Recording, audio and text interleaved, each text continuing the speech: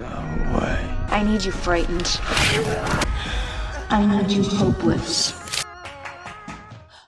Welcome to the chaos. I'm going to say the cozy and comfy chaos this week. Cozy and comfy chaos. We're going to try to keep it cozy and comfy. This is the Reflections of Horror podcast. I'm Lisa.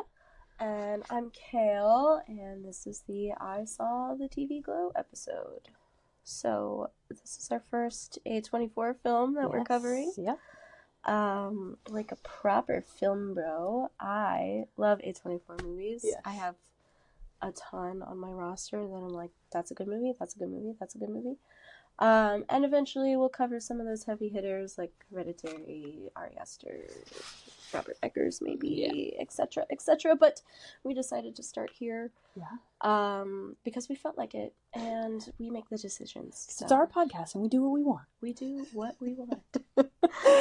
More importantly, it's written and directed by a trans woman, and yes, we have to talk about these things because they're very important. We do, yeah.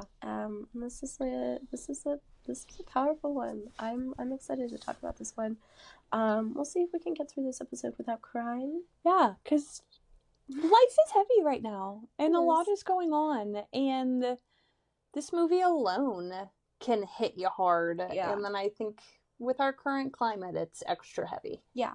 Yeah. But also extra necessary, I think. Yeah, we'll talk a little bit more about that later. But do you want to start us off with kind of a brief overview of what are we looking at with I Saw the TV Glow? Yeah, I think this is a fun one. As usual, I pulled our logline description that you'll get on any streaming app.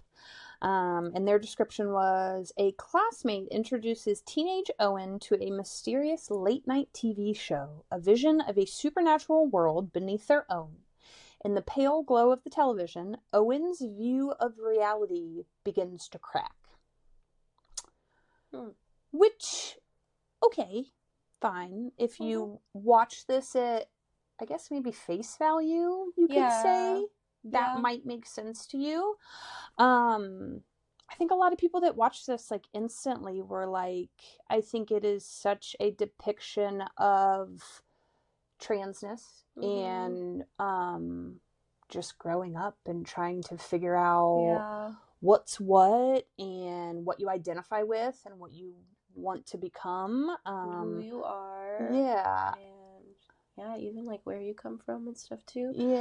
This is very like vibe heavy movie. It is very kind of like you mentioned kind of before we start recording that not a lot really happens in this movie, but a lot still does happen, like kind of like internally, and like it's very like vibes and kind of feelings, very liminal, very nostalgic, which are two of my favorite things, is liminal and nostalgia culture. I am such a sucker for both of those things. Yeah, and I mean, I think it also speaks to the brilliance of the writer and director, the cinematography of it, and the actors and actresses. Oh, absolutely. Casting was great. And I think it's just this movie where it's either for you or it's not. Is how I'll say it, you know. And I think I had of course, in doom scrolling, you see a lot of posts about it, and I think the people that I have the most respect for are the people that maybe posted and were like, I don't really get it, but the beauty is I know that this wasn't made for me. And I'm like, like, thanks for watching, but maybe it's not for you. Yeah. And it's funny, I had a conversation with a really good friend of mine about this movie, and he's like, I hated it, and even like this mutual friend, she's like, she hated it too, because there just wasn't anything. It was so sad at the end, and I was like, well, and like kind of boiled down to, it's like, oh, I didn't get it, right? And I'm like, well, if you didn't get it, that means it wasn't for you, right? And then we kind of had this conversation about like, well, what about like, what about that? What about it not being for a general audience, right? And it's like, well, not all art is made to appeal to everybody, right? That's just not, fundamentally, that's just not how art works. So we got into it a little bit about that. And I was like, well, that's fine. If you didn't get it, it's fine. It just wasn't for you. And that's okay. Yeah. And I think, honestly, the start that we already have to this episode, this is going to be a lot of, like, how this gets discussed. We're going to attempt to go chronologically, but it's kind of hard. Yeah, there's not any, like, big... I mean, there are a few things we'll touch on, but I think as we go, it's just going to be us talking about probably the cinematography and the coloring and things like that. So, shall we dive in? Let's do it. Okay. Yeah. So the opening sets the vibe already. Like, the imagery of the ice cream truck, like, down the road in the background, and chalk art on the street. Yep. Nostalgia. Hello. You can, like, smell, like, you know, when you're outside a lot as, like, a kid, you can, like, smell just the concrete on you, and your feet are black from running around and stuff, and it's like, and then we basically get, like, a panning shot down the road, and then a boy flipping through the TV, which we come to discover is Owen, and then we kind of get our first blurb of the pink Opaque, and then I loved Saturday nights at 10:30 on the Young Adult Network. I was like, oh, my childhood in a nutshell. And like, I had some nuggets rewatching it, and this was probably the first one that hit. So the audio from the TV in that scene says, they can't hurt you if you don't think about them. Yep. I have that highlighted at the top of my notes, actually. And I don't think I caught that the first watch. Yeah. And I think this is very much a movie that you probably need to watch. You need to rewatch and come back to, because I think it's got so many layers and it's got so much going on that you're going to catch something else, and it'll probably speak to you a little bit differently depending on what time frame you're in. Yeah, and that's one of my favorite things about media, is that if every time you watch it you get something else different out of it. You experience something new, you experience a new feeling, you have a new thought. It reminds me of, like, one of my favorite things. We're going to talk a little bit about, like, this idea of, like, hyperfixation, right? Of, like, fixating, making this thing that, like, a piece of media, a thing, a person, even, of, like, making that your personality. And there's one thing that I did make my personality that reminds me a lot of that, of being able to get something out of it every single watch. So definitely recommend, like, a couple watches for this one. And then we pop to Owen and, like, I would assume, like, a gym class, kind of. They've got, like, the big sheet. I don't know what to call it, but I remember it from my childhood. Too, like, and again, it's very, and the color, so significant with this, I think. Okay, so they're in the gym. They're doing that big, you know, where everybody holds a piece of this flag tarp thing, and they fling it up, and then they all get inside of it, right? Also, just, like, the weird nostalgia of it, of, like, being able, I could smell that gym. This movie is very sensory. I could smell that gym being in there, and I was like, ew. But, but so the colors of this flag that they're all sitting under was white and blue, pink, and purple. So that could be a couple different flags. Like, when it comes to the pride thing, you know? I had to Google it, because I was like, okay, this isn't just trans. Right. Because we've got other colors. So it was kind in what I thought a little bit of a blend of trans flag and bisexual flag. That's what I put too. Yeah. So, and again, like, on these rewatches, like, you're catching so many more layers. Where I think on the first watch, you're just kind of, I didn't catch immediately. Oh, I cut the flag immediately, because I'm always looking for those little subliminal texts, right? Picking up on those new things and stuff. And I picked up on the flag right away, but it definitely is one of those movies where it's like there are going to be things that you miss on the first watch, or things you're kind of just trying to figure out what's going on. Like, what is going on? What's the premise? What's kind of happening? And why is it happening, right? and that can make it a little hard on the first watch to be able to pick up on all those little things that are kind of actually really telling you what's going on. Yeah, totally. And then I think we get like a pop that it's 1996, so we kind of we settle into what time frame we're in. Which is interesting. I had some questions about like what's the significance of that year specifically. That's the year I was born. I will say. Yes. And so it's 1996. It's also voting day. Yeah, which I thought was an interesting choice. I did too. That you decided to be in the voting booth. Yeah. It was interesting. And you know, maybe it was no, I'm not going to say maybe it was a reason to put you in an empty school at night and give you that kind of like weird liminal feeling. I think that there was, to put it specifically on voting day, which is a political thing. Was a choice. For a reason. That I haven't figured out yet.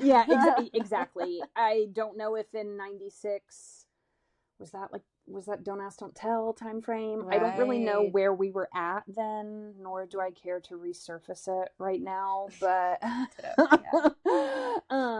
some fun facts, because I couldn't help myself, so of course I watched the director's commentary cut. Which was did you watch the director's commentary? I couldn't find it. I wanted to watch it, but I couldn't find it anywhere. I own it, so I'm a freak. I got it's like kind of it kind of reminded me of this podcast. Like, it's just the writer and director and then the person that played Maddie, and they're just like shooting the shit, saying the most like off the wall things. Like at one point they were like, hello out there to the DVD heads, if it's 2100 and you're watching this, like, what are we doing? But are they gonna even have DVD players that far in the future? Fingers crossed. But where I was going with this, so I loved the fact that the high school was VHS. Void High School. Yeah, Void High School, and then the mascot is the Vultures. Well, that was just by happenstance, because the high school name that they shot at was apparently Verona High School.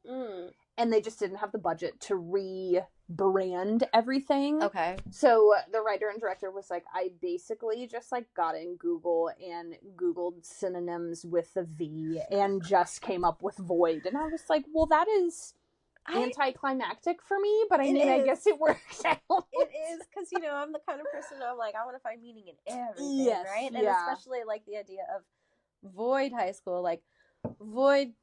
This is a very existential movie, and then I think of like the existential void, right? Yes, and I'm exactly. Like, is this purposeful? Nope, it's not. Just kidding. Yeah, but we love that. That's fine. Yeah. But I also think, and again, we're probably missing a bigger meaning, but I think voting night is an easy way to have Maddie and Owen cross paths, because when they meet, Maddie is in 9th grade and Owen is in 7th grade.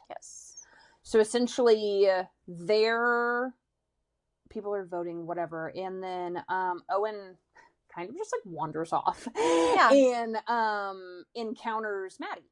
We meet Maddie. She's reading like a pink opaque episode guide book. Just sitting on the ground. And Owen says, that looks like the best book ever. Yeah. And that kind of starts their relationship, actually, is on this. So the Pink Opaque is a TV show. Yes. Very reminiscent of like Buffy, another one that I forgot, but like Buffy the Vampire Slayer, kind of stuff like that. Like those kind of like late 90s supernatural kind of huntery episodic monster of the week kind of things. I also want to throw Supernatural in there because Supernatural is my thing, but Supernatural came a little bit later. So very much reminiscent of that focuses on these two girls who are basically defeating a monster of the week, to boil it down very simply for now. And in the beginning, Owen saw the commercial for the Pink Opaque. And then we learned that Owen can't watch the Pink Opaque because it's not allowed to because it is past his bedtime for a 7th grader. So they're kind of bonding a little bit over this book and this show, right? The show that Owen wants to kind of attach himself to and kind of can't. Yeah. Right now. And then they're chatting, and it's not explicitly said, but I felt like it's implied that Maddie was basically like, well, you should sneak out and come over and you can watch at my place. Yeah. So we then cut to him in the car with Mom, and basically asks the old switcheroo, hey, can I have a sleepover at Johnny Link's house? But you're not going to Johnny Link's house. No. You're going to Maddie's house. Yeah, we're sneaking out. So then we're back home, and Mom, in the car, she basically is like, you need to ask your dad. Yeah. And he's like, can you ask Dad for me? Yeah. So first little vibe of Owen's afraid to talk to his dad. Owen and Dad don't get along. We're not safe here. Nope. Owen doesn't like to go to Dad. Funny aside, did you catch who Dad is? Who the actor is? Oh, I did look at this, but I immediately forgot. It's Fred Durst. Yeah. From fucking Limp Bizkit. Okay. How did we land there on the fucking casting trail? That's such a great question, actually. And even when I looked it up, Fred Durst popped up, and then it was like, is Frank. I was like, who the fuck is Frank? What did I miss? Yeah.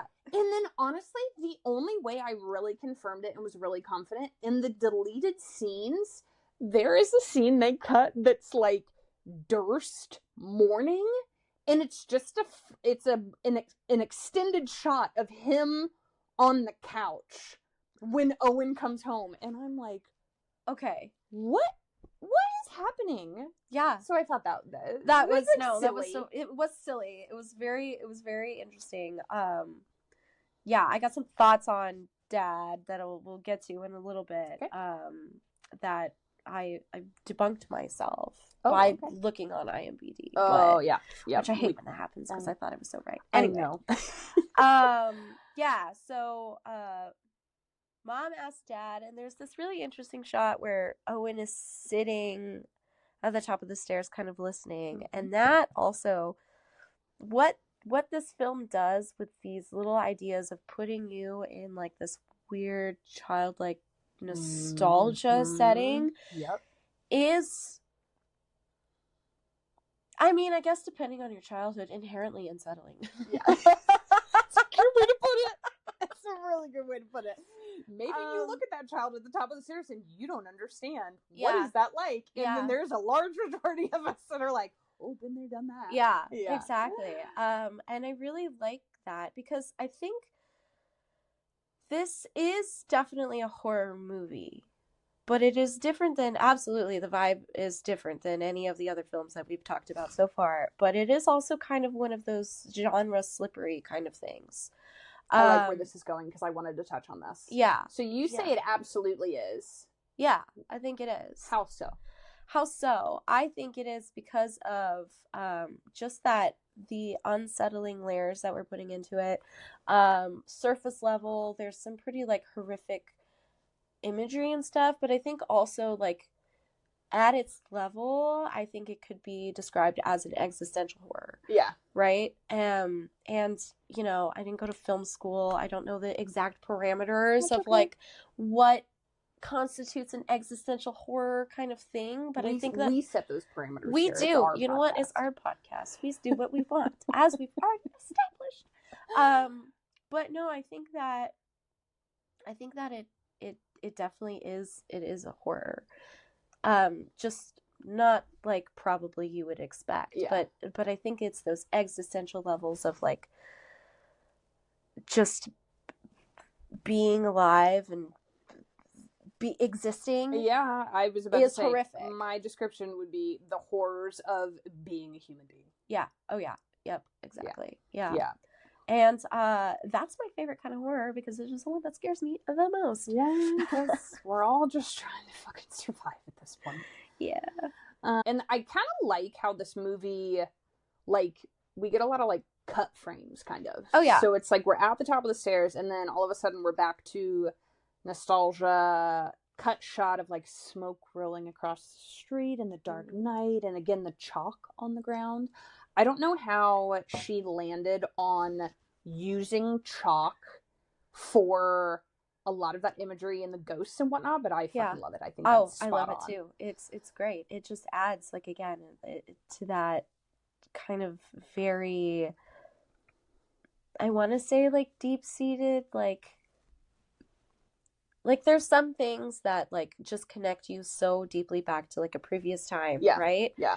That are just, like, these signifiers. And I think, like, chalk and the different spaces that she's using and stuff are all very reminiscent of that. Of, like, these keys to get you into a previous time kind of thing. But then it's like, so we get that cut frame and you're like kind of settling in and you're like, oh, nostalgia. And then it's like, boom, cut. We're in the day and Owen is getting dropped off for the sleepover at Johnny Link's house. So mom's in the car. He walks up to the house.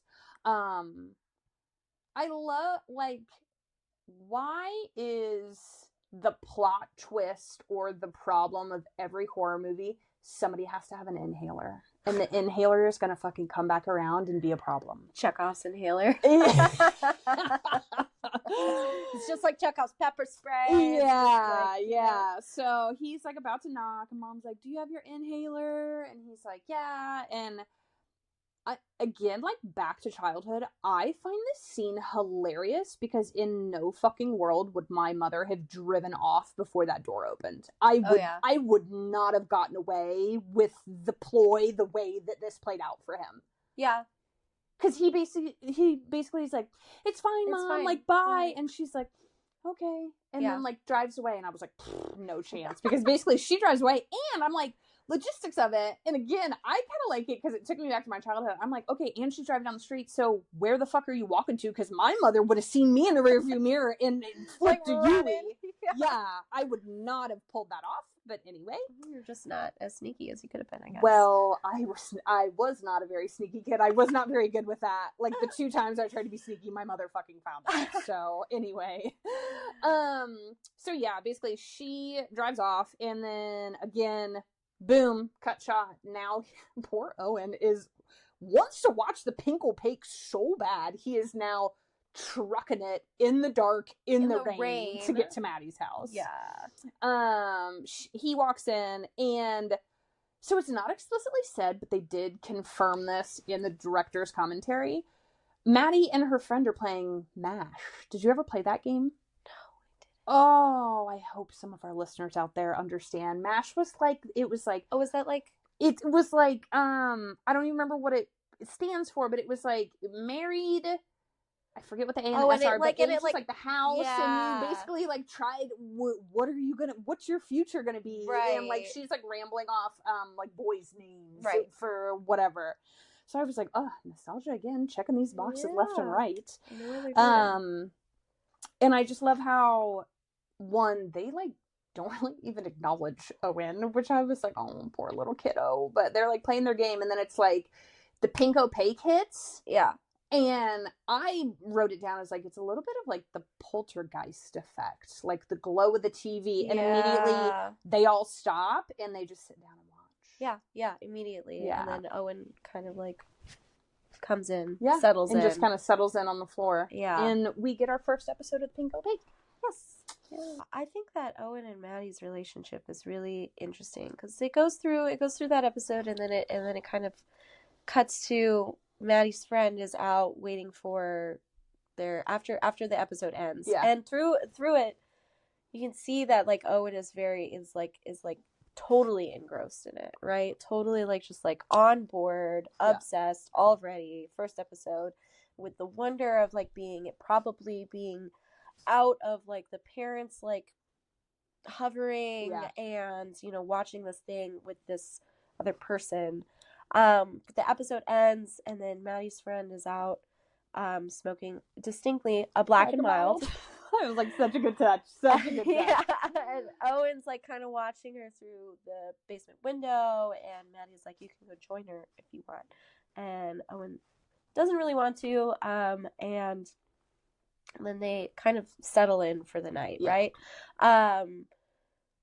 It's kind of implied that Owen's kind of stuck there because he's snuck out. He's kind of settled in. Because I think at one point she says, "Do you want a ride home?" Yeah, I forget the friend's name. Do you want her mom to take you home? And he's like, "Well, I can't. I said I was at a sleepover." So he's got a sleeping bag, and he just settles in on the floor. A very cute pink sleeping bag. Mm-hmm. There's a lot of pink kind of around Owen. I love it. I love it too. So yeah, kind of like settled in. And there's this one exchange that I thought was really kind of interesting, because I think their relationship is really interesting because it's not exactly like friendly. There's kind of like this, not adversarial, but kind of like this tension between them throughout the entire film, where it's like you don't really feel like they're very good friends, but there is this kind of connection between the two of them. But I thought it was really interesting in the way that Maddie is both vulnerable around him, mm-hmm. and also kind of like isolates him a little bit. But so Owen's settling down in the basement and is like, where are you gonna sleep? And she's like, in my bed, creep. And I thought that was really kind of sad and interesting, because it corners him into this weird existence of like cis manhood. Right? Like calling this little boy like a creep, you know, and kind of like pigeonholing him into this, right? And which is interesting, because later she kind of does the opposite with him and kind of helping him find himself and stuff. So we get to that, and then what happens after? So I want to touch on two things. So when they like do the deep dive and sit down, and she's like, "What do you think?" And they're like talking about it. I really liked their exchange. Like, I kind of wrote it down just to make a note of it. So they're discussing the two characters, and Owen says, "Oh yeah, because they're a part of the pink opaque." And Maddie says, "No, they are the pink opaque." And I just liked it because then he apologizes. He's like, "Oh, sorry," and she's like, "Don't apologize. Don't apologize." Deadpan. Don't apologize. And I love that, because like I'm that friend, honestly, because I've just become hyper aware of just oh sorry, and like I just think there are certain subsets of people that feel like, "Oh, I'm sorry," and it's like, well, no, stand 10 toes down, like be confident, it's fine, like we're just having a conversation. So I think it's a little bit of a way of like, I think for me that was a moment where I felt like it was like she's starting to push him towards, no, like that's what you thought, but this is what it is, and that's fine, and like a little bit of that, if that makes sense. No, it does make sense. And also, coming from a oh sorry person, I totally see Owen's thing, because like I feel like Owen's a lot of the oh sorry comes from like how you were as a child, what your home life was, right? And it's like we get a lot of this idea of like this weird dynamic, I think especially with Dad, of like Owen is sorry to take up space all the time, right? And I think it's really interesting to have that kind of that foil in Maddie of like, don't apologize, don't do that, even though Maddie's home life is also kind of rough, as we find out later.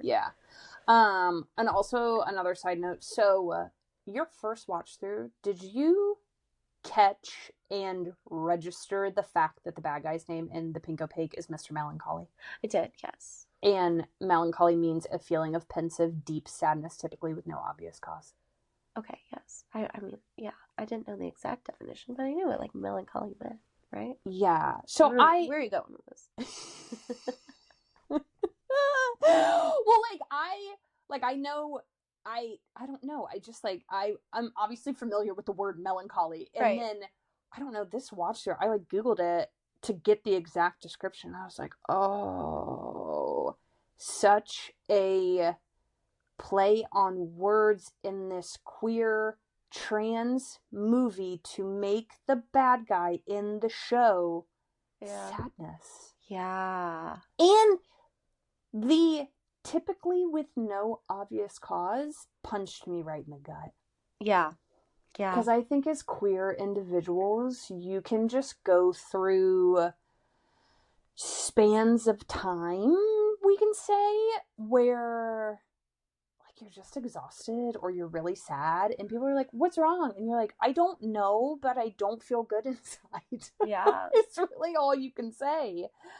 So Absolutely. I just no, that's a good point to make that bad guy be that, right? It's an interesting choice. So I had a kind of bolded question. Kale said she has a lot of questions for me this week, so I'm excited. Is Mr. Melancholy Owen's dad? And I guess this boils down to some more questions that I have that we'll get into later, but of like, what is real in this whole thing, right? Yeah. Because I think that's a big question. Yeah. What do you think about that? I think Mr. Melancholy is going to be different for each individual in the story. Okay. So I think Owen's dad could definitely be Mr. Melancholy for him. Because as we blur this line between TV show, reality, existence, I think his dad is one of his biggest adversaries in his life. Yeah. Not absolutely. To jump ahead, but the point where we will get to a scene where he brings up the pink opaque to his dad, and his dad's response is, "Isn't that a show for girls?" Mm-hmm. Yeah, I can't wait to get that part because that is also the only line that Mr. Fred Durst delivers. Yeah, yeah. The only thing that he says to his son in the entire movie, is that a show for girls? Yeah. That cutting, deep, like, but also just like simple viciousness of calling that out. Yeah.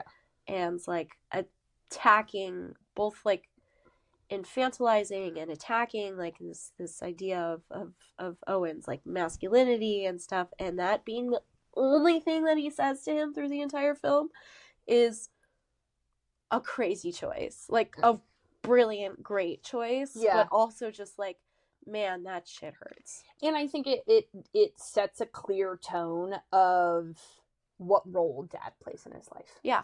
Yeah. It's the role of this looming thing. And I think of the cinematography kind of surrounding dad too is always very obscure, always kind of like centered a little bit in a way that he is looming. Yeah. In frame and stuff, and over Owen. And just, very entity-like.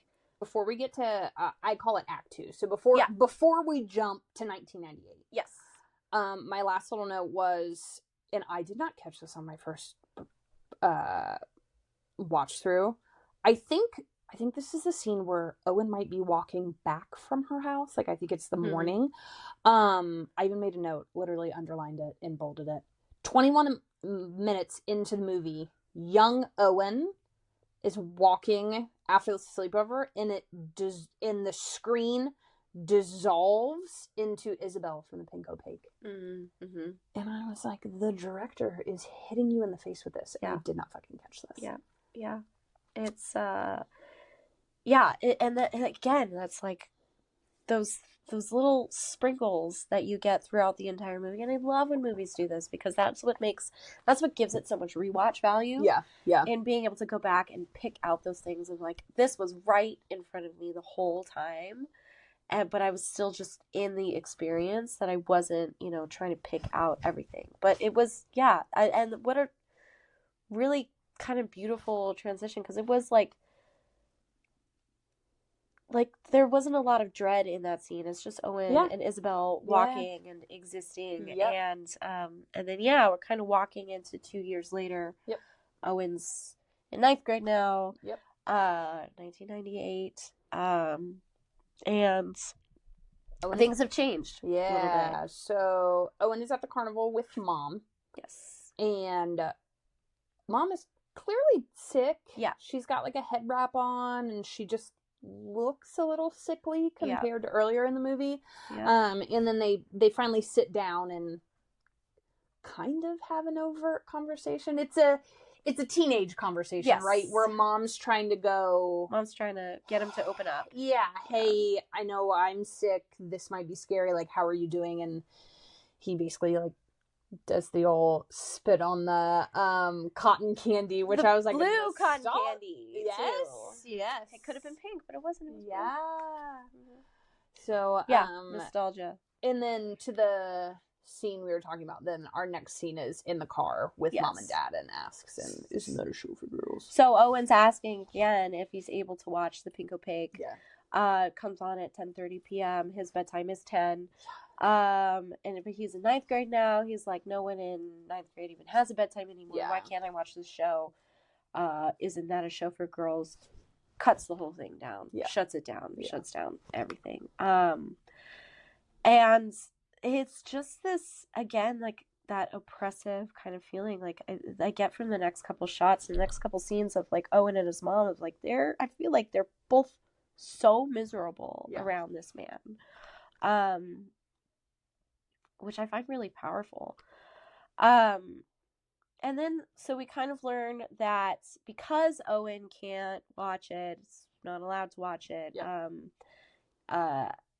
Maddie has been leaving him tapes in the dark room. Can I say how much I love this scene that explains how we get here? Yeah. So it's like you see 10:30 on the clock.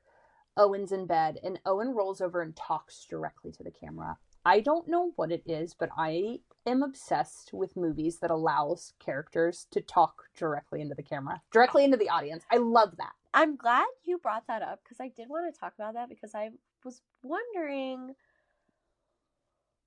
why that, like, I feel like that's just always a very interesting and deliberate choice. It's to break that fourth wall, right? Yeah. There's always got to be a reason for it, and it happens kind of sporadically throughout the entire movie. Yeah, and I couldn't really figure out a point, a pattern.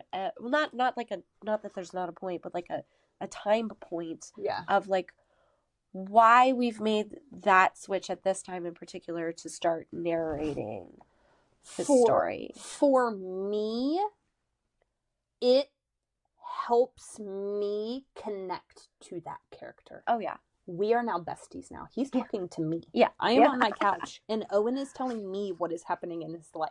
Yeah. So that's what it serves for me, is it, like, I think it ramps up your ability to relate to that character and, like, really feel the human experience coming out of that character is what it does for me. Yeah, for sure.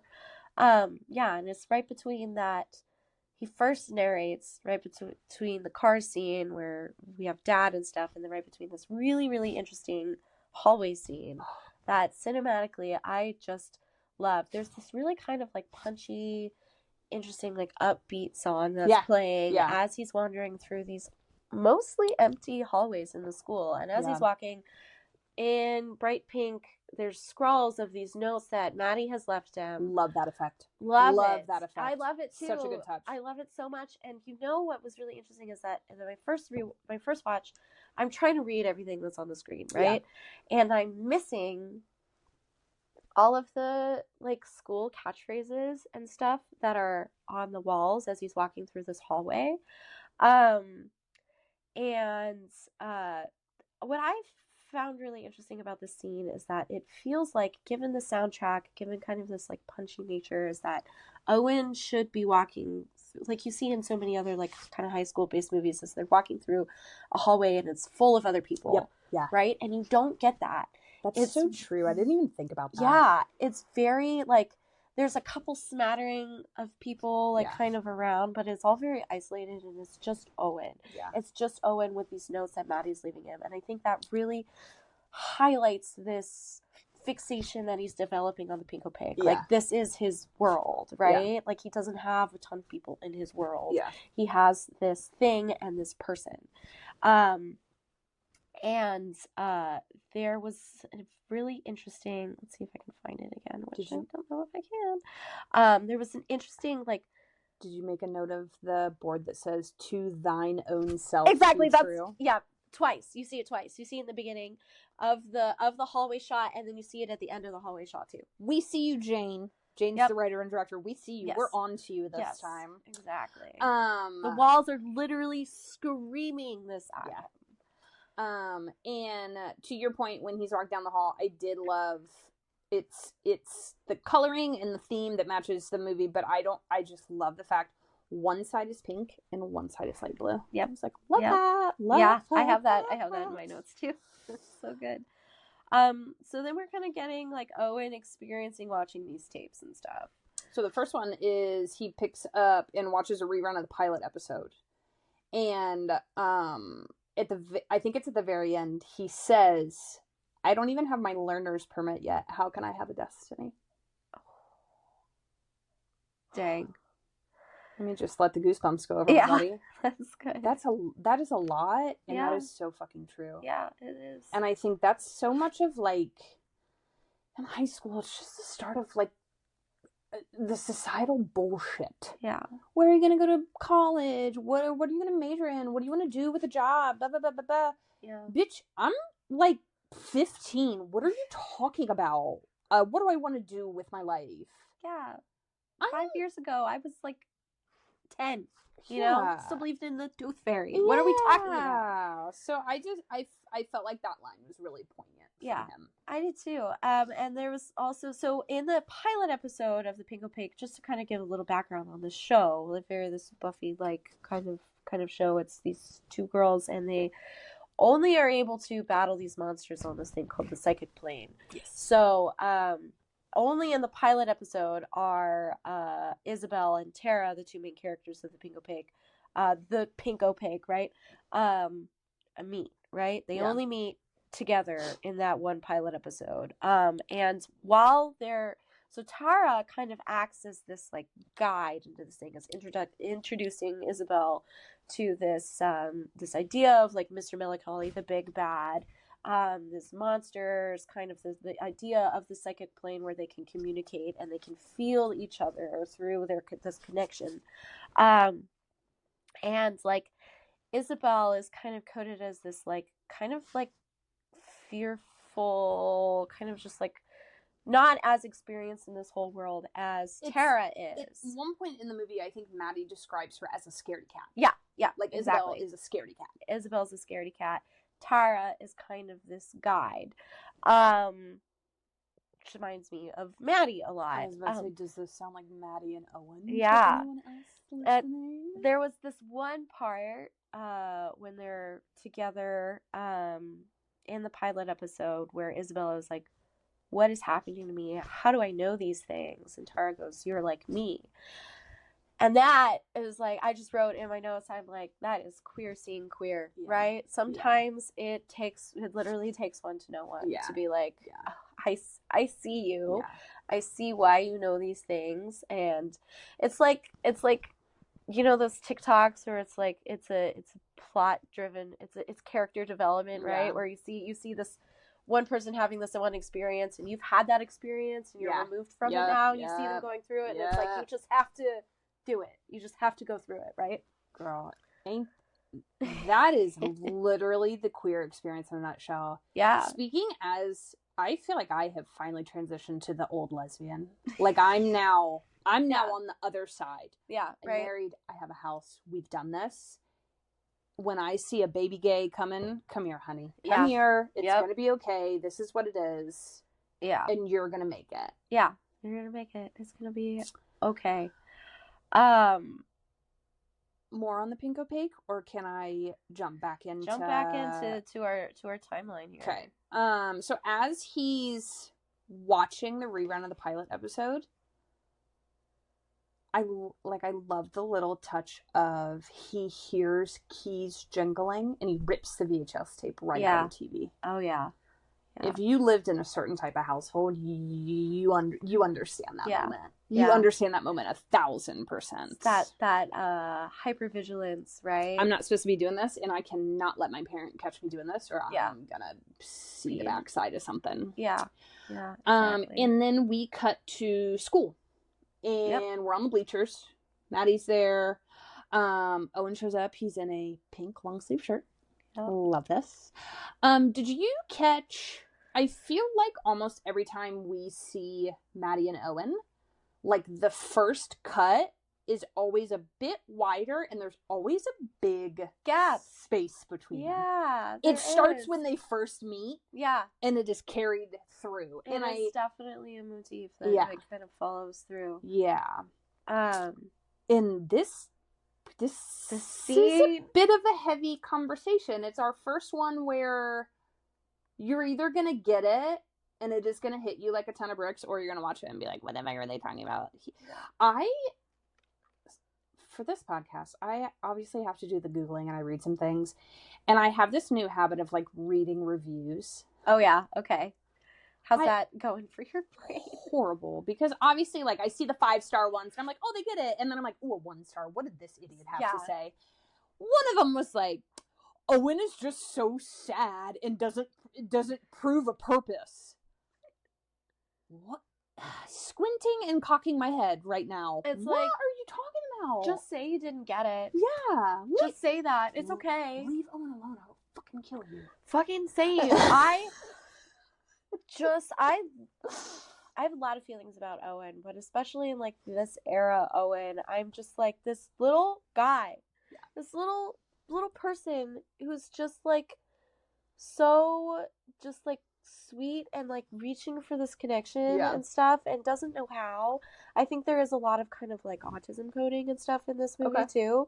Like avoiding eye contact and like that kind of social disconnect, this feeling of being alien. Yeah. Which I feel like, or being something else, right? Yeah. Being from somewhere else. And I just like little baby Owen. Yeah. I would kill. Yeah, literally. Yeah. So they're talking and he asks, Amanda is the friend's name from the very beginning. I feel like the description of where her and Amanda's friendship is now is so relevant to the queer existence in the hellscape that is high school. Yes. And she's like, they haven't talked in years since Amanda told the whole school she tried to touch her tit, and I'm like, you know, I don't miss being that age at all. Oh my god, no way. You could not pay me to go back, right? Yeah. It was really funny. I feel like Maddie's delivery of that line was giving very like Napoleon Dynamite, honestly. A little bit. Of like, oh, you know. Yes. And I think, and it was like almost a little cringe, you know. Yeah. And I think that was on purpose because teenagers are kind of cringy. Yeah. You know, I was so cringy as a teenager. Yeah. Like, I look back on my Facebook posts that it likes to give me every month, right?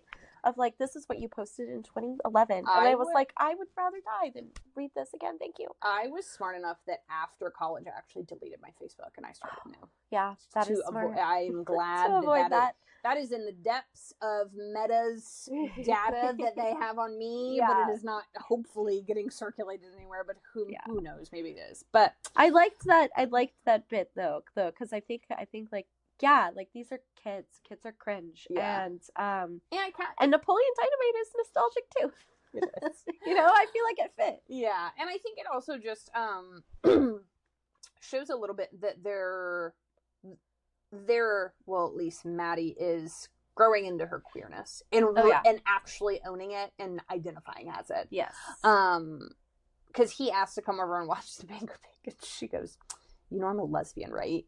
Yeah. Like, basically, like I only like girls. Yeah, and even then, to your point earlier, it's like pushing him in this cis manhood, right? In a way that like that was also gutting, because it's like, you know, Owen, like she could be a better queer friend. Oh yeah, for sure. And I think it's just like of like not seeing Owen in the way that Owen feels, right? Yeah. And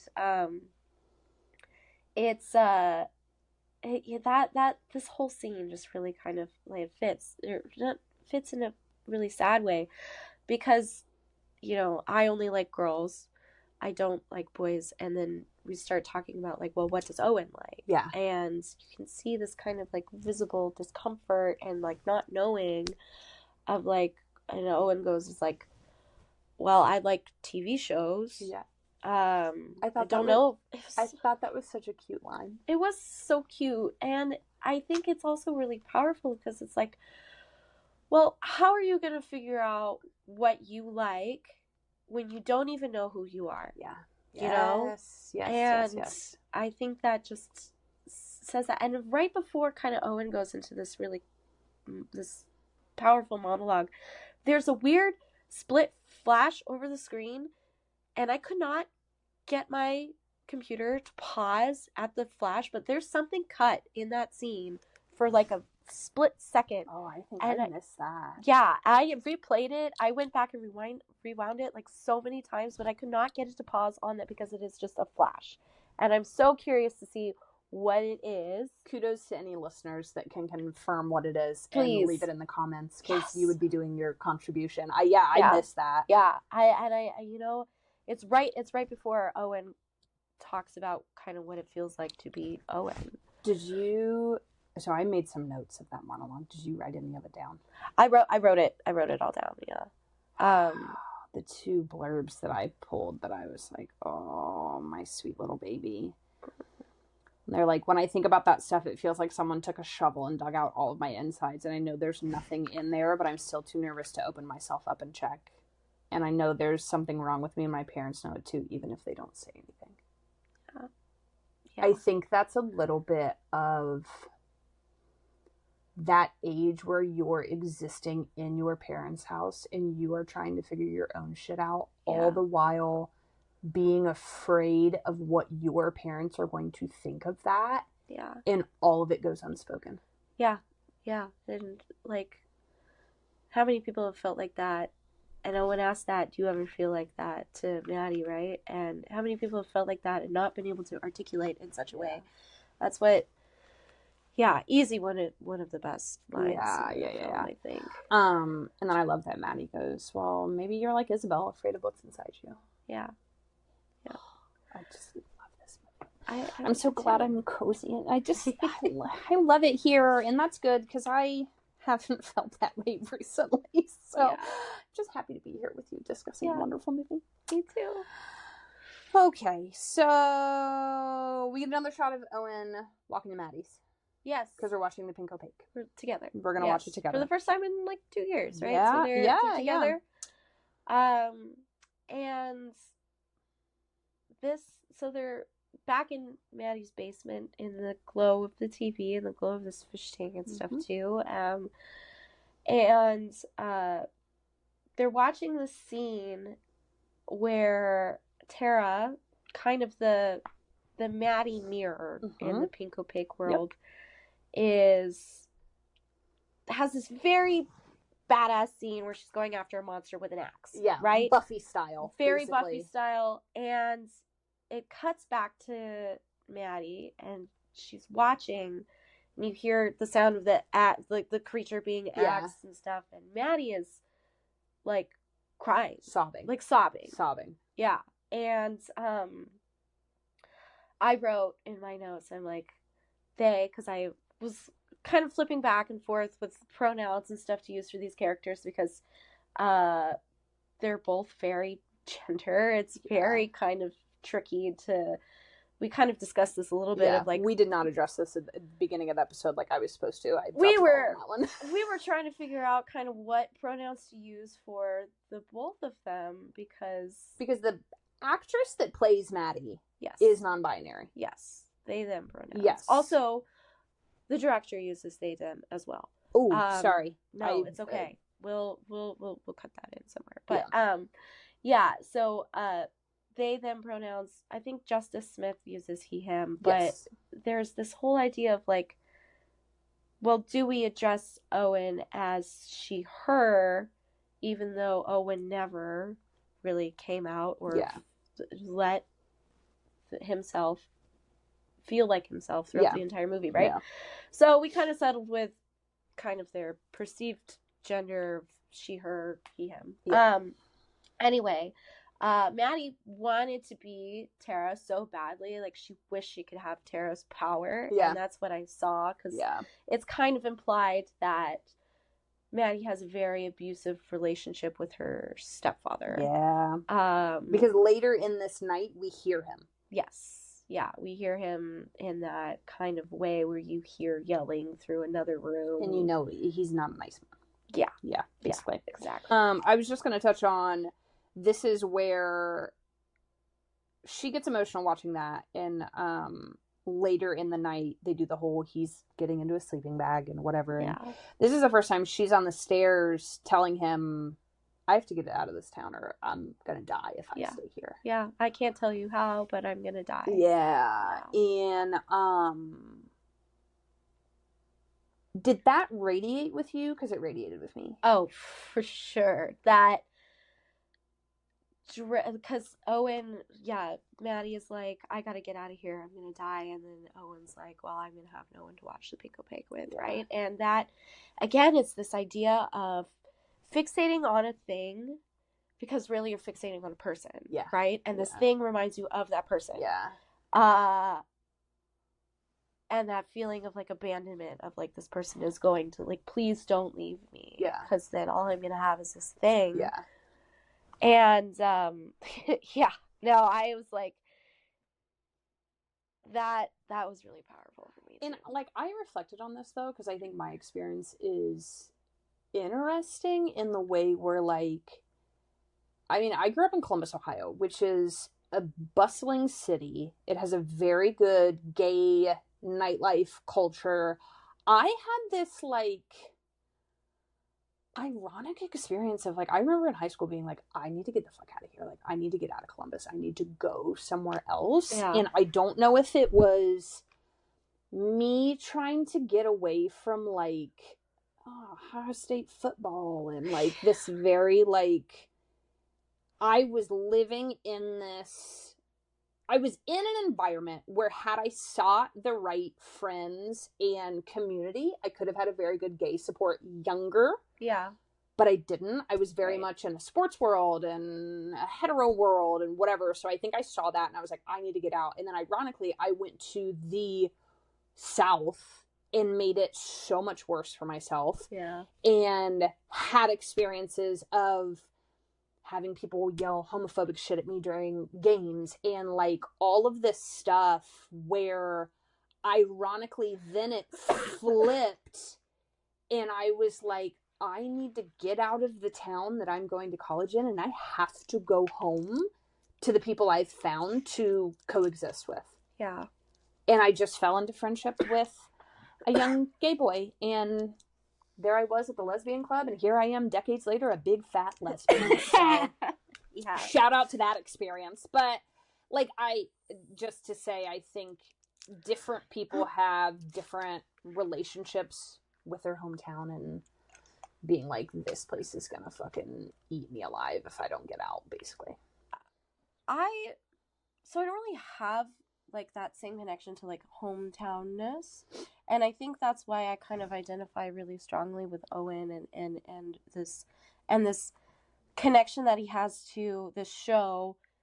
And I think maybe I'm projecting a little bit, and this, through the show, this connection to another person, right? Of, like, bonding through media. Like, that's my love language. I think it always has been.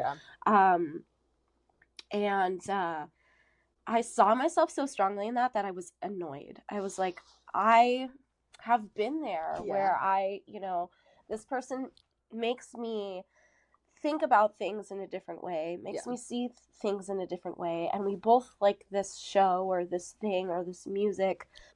Of just, like, and just really being obsessed with this thing and because of this connection with this person. And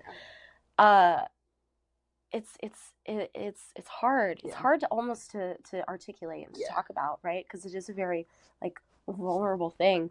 But he's afraid, you know. He's afraid of, I think, of the way that he can see himself through Maddie's eyes and see himself in this show and know more about himself, and he's afraid of it.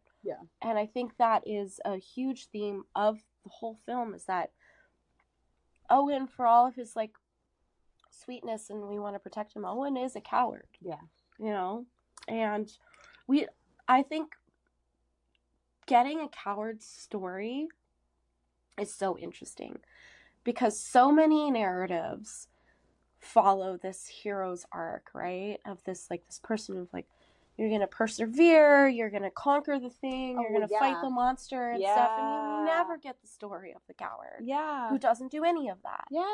But there's still people, there's still stories that need to be told, right? But and I think this is the beautiful part of this movie, because I think if someone else made it, it would have been the story of Owen transitioning. Absolutely. And they would have been a woman by the end, and they would have lived happily ever after. Where and that would have made it mainstream. To your point earlier, where it's like, well, shouldn't it speak to a general audience? That would have hit that general audience. Whereas, no, this is for the queers. This is for the people who have lived this life and maybe watched friends bottle shit up and stay someplace and die on the inside, or they've lived that or whatnot. But all the people who, kept their partners as secret, all the people who never, were so obvious or would admit it quietly but would never embrace it. And I think that this is a story that deserves to be told just as much as any of those triumphant stories. Absolutely. Right? Because the queer experience is so dynamic, just like people are dynamic, right? And I think it's so important to be able to tell dynamic stories, not just tell those pretty packaged, happy, oh, you found yourself, congratulations kind of those stories are important too, right?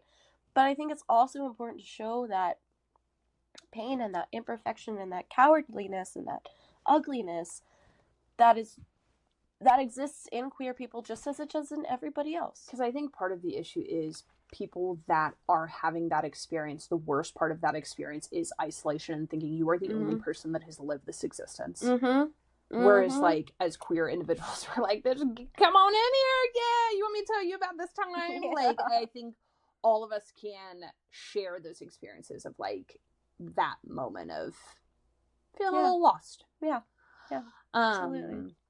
I do want to touch on, and I can't believe I haven't mentioned it yet, kind of obsessed with the, I guess we could say, parallel to what you were saying about, this obsession and hyperfixation with the pink opaque.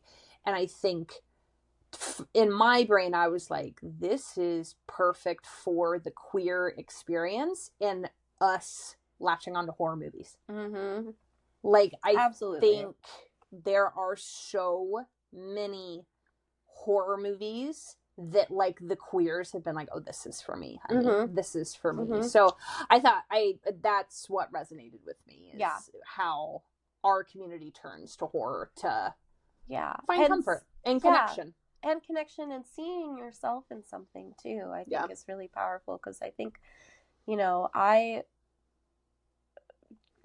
adopt media and make it my new personality, right? If I don't have something to obsess over, then I'm like, who am I as a person? What am I doing with my life? What am I doing? And there has been situations where I've had, a show that I was like, not only that it wasn't my comfort show that I really loved, but also made me question who I was, right?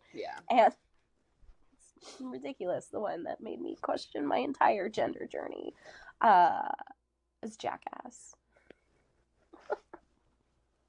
Lots of things were running through my head in that moment, and that was not one of them.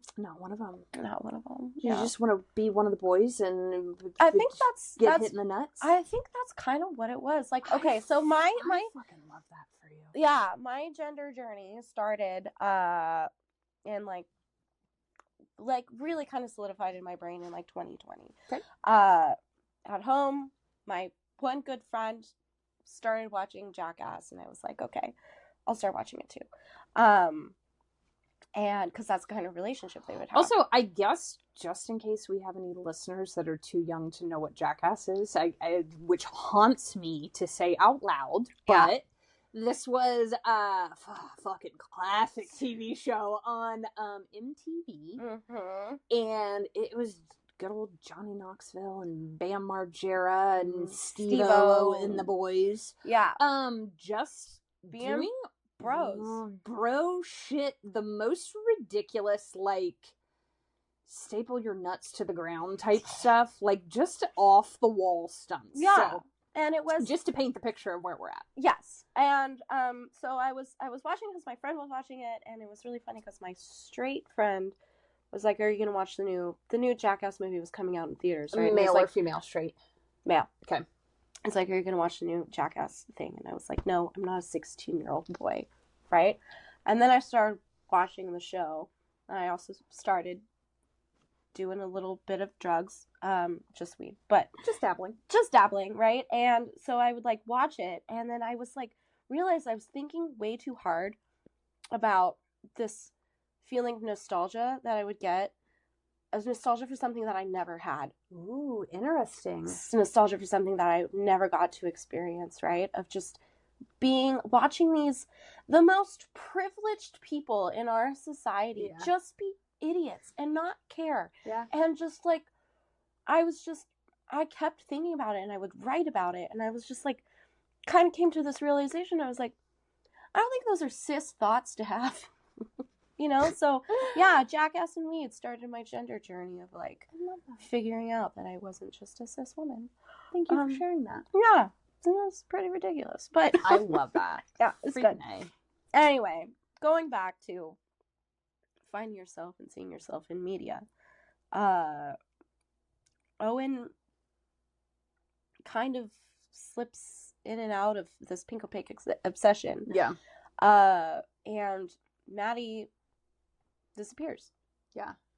So before we get there, so the last night where she's like, I need to get the fuck out of this town. And this was interesting to hear on the director's commentary. Oh, yeah. So this is the night she draws the pink opaque ghost on the back of his neck. And it's kind of an intimate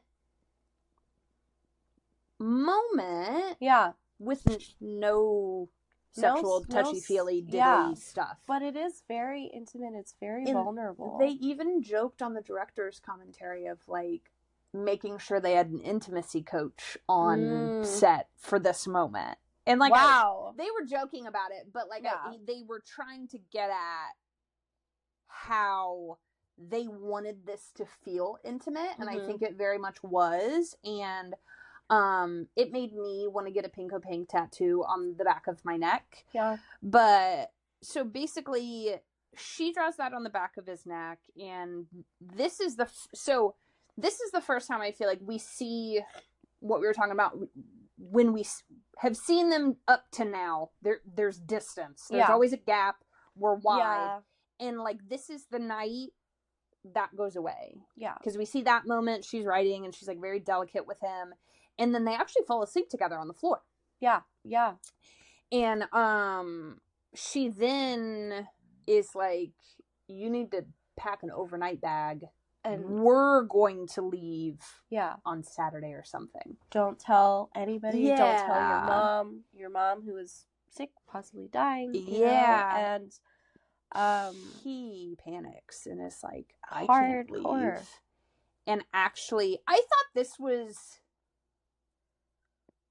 like a perfect solution to this, where he goes to Johnny Link's house, mom opens the door, he's basically having an asthma attack because he's so panicked. Yeah.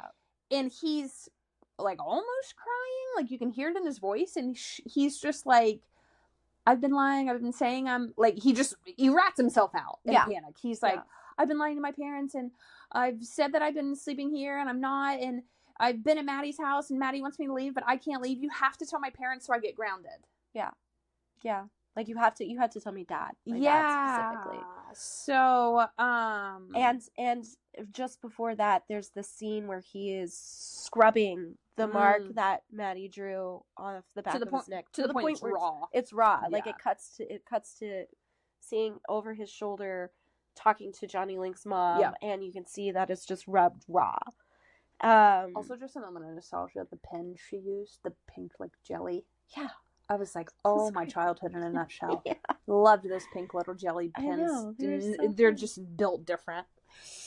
And then somewhere along the line, we get confirmation mom has passed away. Yes. Dies the following July, which I'm like, I mean, basically this movie is Owen's life. So I'm like constantly doing math. So I'm like, how old would he have been? Yeah. So basically passes away summer of his sophomore year of high school. Yes. Which, talk about fucking devastating. You really don't have a father figure in your life. Your mother is clearly your biggest support and then passes away before you have really figured your shit out. I lost my dad after college and it nearly killed me. I can't fathom losing a parent in high school. Cannot fathom. Yeah. No way. Neither can I. Can't. Don't want to. Yeah, don't want to. Moving on. So yeah, then we see more chalk outside of Johnny's house after he rats himself out. And then Maddie leaves a few weeks later, which I think we get a little bit of cinematography, which is really cool. The TV sets burning in the backyard. Yeah. So Maddie disappeared, and the only thing kind of that she left behind was the TV set burning. Yeah. And it's one of those old box TVs, right? And so, like, the screen is blown out, and there's, like, stuff dripping, like, molten from inside, and it's, like, flames coming out from it, and it's really interesting imagery. It's very powerful. Yeah. Which, to those flames, we kind of get a good cut frame of... So the TV set's burning in the backyard. He has the voiceover of the pink Opaque gets canceled the same month. Yeah. That Maddie disappears, and it's cut to... This kid cannot fucking catch a break. Can't. Mom's dead. Best friend just left. The TV show you're obsessed with gets canceled. And then it flashes, which I think, again, to that succession of events, and then it flashes to Owen just, like, kind of zoned out in the forest, just staring into a fire. Yeah, and we've gotten some cuts of him in this scene before, too, of him just, like, looking into this fire, and I'm like, Owen, what are you doing in the middle of the woods? I'm like, but that, for me, like, I get that vibe. Oh, yeah. Oh, yeah. Again, to the point of, like, this movie is very vibey. Yes. And I'm just like, I feel this. We're disheartened. I'm just fed up. And shit is on fire around me. Yeah. I think we all fucking feel that right now. Yeah. Yeah. On fire. It's sad. And then it's 8 years later. I'll say Act 3, we can call it. Yeah. We're 8 years later, which, for those of us doing math, he is 22, roughly, and Maddie would be 24. Okay, yep. And the next scene is a small blue floating balloon. He's in the gym. Oh, yeah. Okay, yep. And I don't know if you feel this way or you caught this, but I feel like he's 22 now, so you're kind of in adulthood. Right. The color scheme of this movie flips to blue, and in my eyes, not necessarily a light blue, trans blue. Yeah, no. I read much more, we're looking masculine blue. It's oppressive almost, the way that the lighting and stuff changes with this time skip. The way that the spaces are kind of shot, it feels less that, like, liminal nostalgia and more moving into liminal horror, right? Where things are sinister. These empty spaces don't feel like this is a memory. Yeah. This is more becoming more of a nightmare. Yeah. And everything, and I feel like, and maybe this is just me jamming things that aren't there, but I felt like the coloring gets duller. Yeah. Yes. And I learned kind of semi-recently is that the older you get, the rods and cones in your eyes deteriorate. And as you age, colors get duller. That's why when you think back to childhood, that, like, everything seems so much brighter, because it literally was, right? So my joints don't work and the colors of life are getting duller. Like this. I love it here. I love it here. It's so good. Okay. Well, yes, that tracks. That's interesting. Yeah. So the world gets more sinister as it gets older. And so this kind of, I don't know if this is the next scene or not, but one scene that happens kind of before we get to his movie theater job is he is stopping to get fast food. And it is this horrible moment of awkwardness where he's trying to talk and he's trying to order, and then the person kind of gurgles through the drive-through speaker and tries to talk to him, and it's this yeah. And I loved that scene, and I hated it at the same time because it just shows, I think, how uncomfortable he is in the world. Still. More so now, almost, you know? It's just he's never been able to fit himself in a way where he's able to go through the world comfortably. Yeah. And even with, like, little interactions like that, it's, like, painful. Yeah. And this one thing... The only clear line that you get through the intercom for the drive-thru is, "What would you like, sir?" This oppressive "sir" that just kind of comes through the speakers is so... It killed me. It killed me because it's just like this poor person just feels like, you can tell, it just feels like an alien in this world. I think it just goes to, like, the queer experience of experiencing so many, I'll call them microaggressions throughout the day, where if you are not inherently comfortable in who you are and what you're doing, you're not going to correct them.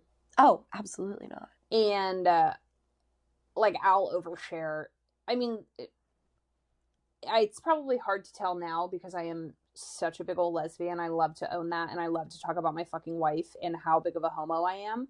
But there was a time in my life where I was still very much closeted. And even, like, when I first started my career in coaching, I was working with youth. Mm-hmm. And my biggest fear was a parent finding out I was gay and playing the pedophilia card. Fuck, yeah. And doing... Because I was coaching young girls, any age under 18, basically. Yeah. And my biggest fear was a parent finding out that I was dating a girl and going, she cannot coach my daughter anymore. That was my biggest fear. Yeah. And I was blessed enough to have enough female mentors who were gay that were just openly like, "Oh, how's your girlfriend?" And I remember being like I would stutter. Yeah. And there, I just hit a point where I was like, I am head over heels in love with this woman. Why on earth would I not own this? Yeah. If you are lucky enough to hit that point in life and go, I am just going to own this and do this, you do become a different human. Oh, yeah. Whereas, like, I'll paint the picture of, like, when you talk about he comes through and says, "Sir," instead of, like, correcting, like, the amount of times where you get in a conversation and... Like, I'll even have it now. I'll have people come to the fucking door. We get salesmen at the door in the neighborhood we live in. And they'll be like, "Oh, is your husband home?" Which I'm like, first, bitch, don't even try it. And I'll explicitly be like, "No, my wife is not home. Can I help you?" And it's... Bro, isn't there, like, a pride flag in your window? Also, please reference the rainbow flag we have hanging outside. What are you actually doing? But, yeah, it's just those small microaggressions that just add up, and it's taxing if you are still at a point where you're maybe trying to navigate what's what, or you're just trying to get comfortable in your skin. It's all fucking hard, man. Again, like, how are you going to be able to correct that if you still don't even know? If you still don't even have the wherewithal to confront it within yourself, right? Which I think is kind of very much where Owen is through the entire film, is that he just knows that it's there, but if he doesn't think about it, it doesn't exist, right? Coming back to that the first line of the movie. Like, if you don't think about it, it's not there. So we have that, and then we get to work, and the guys that he works with are fucking disgusting. I have in my notes these fucking capital dickheads. They're disgusting, and I hate them. Like, he gets to work and, like, tries to go into the manager's office and, like, walks in on his manager, like, getting head from a random girl, which in the director's commentary, they said they wrote that scene based on an experience they had at work. And oh, God. Oh, I would simply pass away. I would die. I would quit immediately. passed away, but basically they have a gross conversation where he's like, one of his coworkers is like, oh, do you like that? I'm sure she would like help you out, blah blah. Yeah. And again, like just this icky kudos to the actors for being absolutely repulsive, because I was just like, I never want to meet these people ever in real life. Or perhaps they are just fucking repulsive men that happen to be actors. We don't know. It's a mystery. But yeah, and then that's what the one scene where they're having that conversation is like, he's like, just make eye contact, like just look me in the eye, right? And Owen still doesn't, and I'm like, I hate that. I hate that demand. Like, look me in the eye, like, especially if you have trouble with that, with like some kind of neurodivergence or even just shame. It's like that's so aggressive. I'm telling you, I'm an old lesbian, and I am like mama bear status at this point in my life. Because like those are the interactions where I will be the first big bitch. Like, if someone's not going to stand up for themselves, I will fucking kick you in the chest and do it for you. Yeah, because you can't, and that's fine. That's what I'm built for now.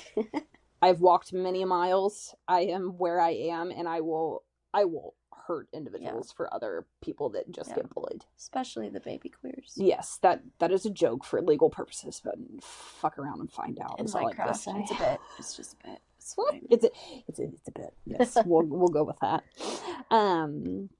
So Maddie's at work, or Owen's at work. Then he heads to the grocery store. Again, to your point, which I didn't really think about this. To your point of like the school hallways were closed. Were empty. Yeah. He's at the grocery store and nobody's there. Yeah, nobody. Yeah. And it's empty, and the lighting is really kind of weird and green. I mean, like, it looks get this like this weird. It kind of looks like it should be closed. Like, it's very dark. Yeah, definitely. Again, like in that weird liminal horror kind of. And then Maddie's back. Standing in the grocery store holding a pack of meat. Was it a meat or a bandana? It is meat, because they comment on it in the director's commentary. Oh, really? That when you see Maddie, when they cut to Maddie, behind her is the meat section. That was not the meat section for that grocery store, and they made them move all the meat products to that section. Bro, that's what? crazy. But again, to the director's commentary, then they did not explain why. Why the meat? Yeah, so there's this like reunion, because it's been 8 years since they saw each other. At first, he doesn't really like recognize her right away. No. At first. Yeah, she looks very different now. She's looking very Tara from the Pink Opaque. Very Tara, very mask, very she was like shorter hair, wearing this kind of like bulkier jacket. Yeah, very, very Tara. And then I love that, like all good queers, where do they go? To the bar. The double lunch bar. I'm assuming queer bar, to discuss life. Yes, because that is where we go. To discuss kind of where Tara's been. So, does the fallen power line scene come before or after? I believe we skipped over that. This was before. Okay, so there is a scene. I think it was after the from work to the grocery store, perhaps. Yes, yeah. There's a scene where Owen on his way home from work, I think, comes across this fallen power line in the middle of the road, and he stops his car. He gets out. And he looks at some of these kind of burnt pieces of like a magazine or something, and one of them says, "Pink Opaque, season 6, episode 1." Which. Were you able to read what that says? No. Like, fully? I couldn't see it. So in the director's commentary, Jane, the writer-director, claims they were very particular with what is on that page that Owen picks up. Okay. And it explains a lot. Does it? I have the eyesight of a grandmother. I cannot see for shit. Okay. So I tried to pause it and I tried to read it and I literally couldn't read it. But fun fact, if you have the eyesight and your rods in your eyeballs still work, color. They claim that it like explains a lot of stuff, which I was like, interesting. Yeah. So there's another nugget for you all. There you go. So heard it here. So they're talking. There's this really. In the background, there's a bar, there's live music playing, right? That song is so good. Claw Machine. I looked it up. Is that what it's called? I found it on Spotify because it's on the soundtrack. Spectacular. Not Phoebe Bridgers being in this movie. I saw that and I was so upset, but like in a good way, because I'm just like, Phoebe Bridgers of all people. Yeah. Love her music. And also Sloppy Jane, apparently. Oh yeah. Yeah. Phoebe Bridgers has a direct link to one of my hyperfixations, who is Bo Burnham, who did Bo Burnham's Inside, which I've watched probably over 50 times. That's your t-shirt, right? Yes. Yeah. And it's not this one, but I have Bo Burnham t-shirts. They wear it to work frequently is what that reference was. Sorry. Yeah, so I just saw that, and I love it when like movies do something and they drip a little nugget in there you're just for me. You're connected directly to my life. Thank you. Yeah. I knew this was made for me. Yes. This looked into my brain, made this exactly for me. Thank you. Anyway, the song sequence, very good. So then we cut back over to Owen and Maddie, and they're talking. They're talking about where Maddie's been the last 8 years, and Maddie kind of doesn't really want to engage. She kind of more asks, she's like, do you remember a show that we used to watch when we were younger, the Pink Opaque? And I was like, of course I remember the Pink Opaque. It's my favorite show. Yeah. She asks him, do you ever have a hard time distinguishing between what happened in the show and what happened in real life? Yeah. And then I think that's when we get our first cut frame of they're in the basement. Mm-hmm. Owen comes out of the bathroom in a dress. Yes. Yeah. And I love Maddie is on the floor, I think. Yeah, like just sitting crisscross. Yeah. But for me, in that cut, she has like a smirk to her. And I identified with it as that first moment where you're having an interaction with a queer friend. Yeah. And you have been pushing, I shouldn't say pushing, but she sees him. She has kind of a hope for maybe a path he can walk down. And it's a little bit of queer joy. Yeah. And he has this like really kind of like very faint, very small, but very genuine kind of like smile. Yeah. You know, like this downcast smile. She smirks, he smiles a little bit, and they kind of like see each other. Yeah. You know? I think that their dynamic is so interesting because it is very, again, like I mentioned before, this tension between the two of them where it's like almost hostile sometimes on Maddie's part, very aggressive, very kind of like abrasive. Yeah. And as lesbians often are. And like Owen is so like kind of soft and like soft spoken, soft demeanor, and it's just an interesting pairing in the way that they kind of like interact with each other. Is that and that's why I think this is one of my favorite scenes. Because there is this kind of like vulnerability on both sides, right? Yeah. It's not just Owen having a wall up and Maddie kind of not flippantly, but like just being like, I need to leave or I'm gonna die, and it's not just like Owen doing it or like explaining how he doesn't feel anything inside, and Maddie being like, well, maybe you're like Isabel, I don't feel that way, kind of thing, you know? It's kind of equalizes them, even though she shot a little lower, shot a little higher. I think it is a very equalizing shot. And then really, I was just going to jump to, because they kind of keep talking and they're going back and forth. And then Maddie says, you can't trust anyone in your life. They're all working for him, Mr. Melancholy. Yeah. Which I feel like is very poignant. Yeah. Because I took that to mean everyone in your life in this fucking town is feeding into your sadness and your inability to be your authentic self. Yeah. That's powerful. Kick me right in the dick. I don't have. But that is heavy. That's how I took it. Yeah. The Feeling Like a Psychic Wound song that comes right after that. So good. I made a note of that too, about how perfect that song is. You should look up the soundtrack on Spotify if you haven't already. It's great. Listeners. It's a vibe. We've had consistently good soundtrack bangers, all 3 episodes. Because we're picking good fucking movies around these parts. Yep. So, he goes back, rewatches the season 5 finale of Pink Opaque, which was the last episode that aired right when, like, Maddie left. Yeah. Right? Yep. And it's a doozy. It's a rough episode. Yeah. Like, there's a lot of camp and stuff, and kind of it's very campy. Like you said, it's very Buffy. Because when you think about it, it's supposed to be a kid's show. Right. Yeah. So, like, it's not, I think that in my first watch, I think one of my thoughts was, like, I wish the show was a little bit more horrific, but then it's like, well, you can't really, because it's meant to be a kid's show. Right. So it had to be, like, silly, scary, almost campy. And I think that is what makes this finale really have its punch, because, man, this is unsettling. Cut out Tara's heart. Yeah.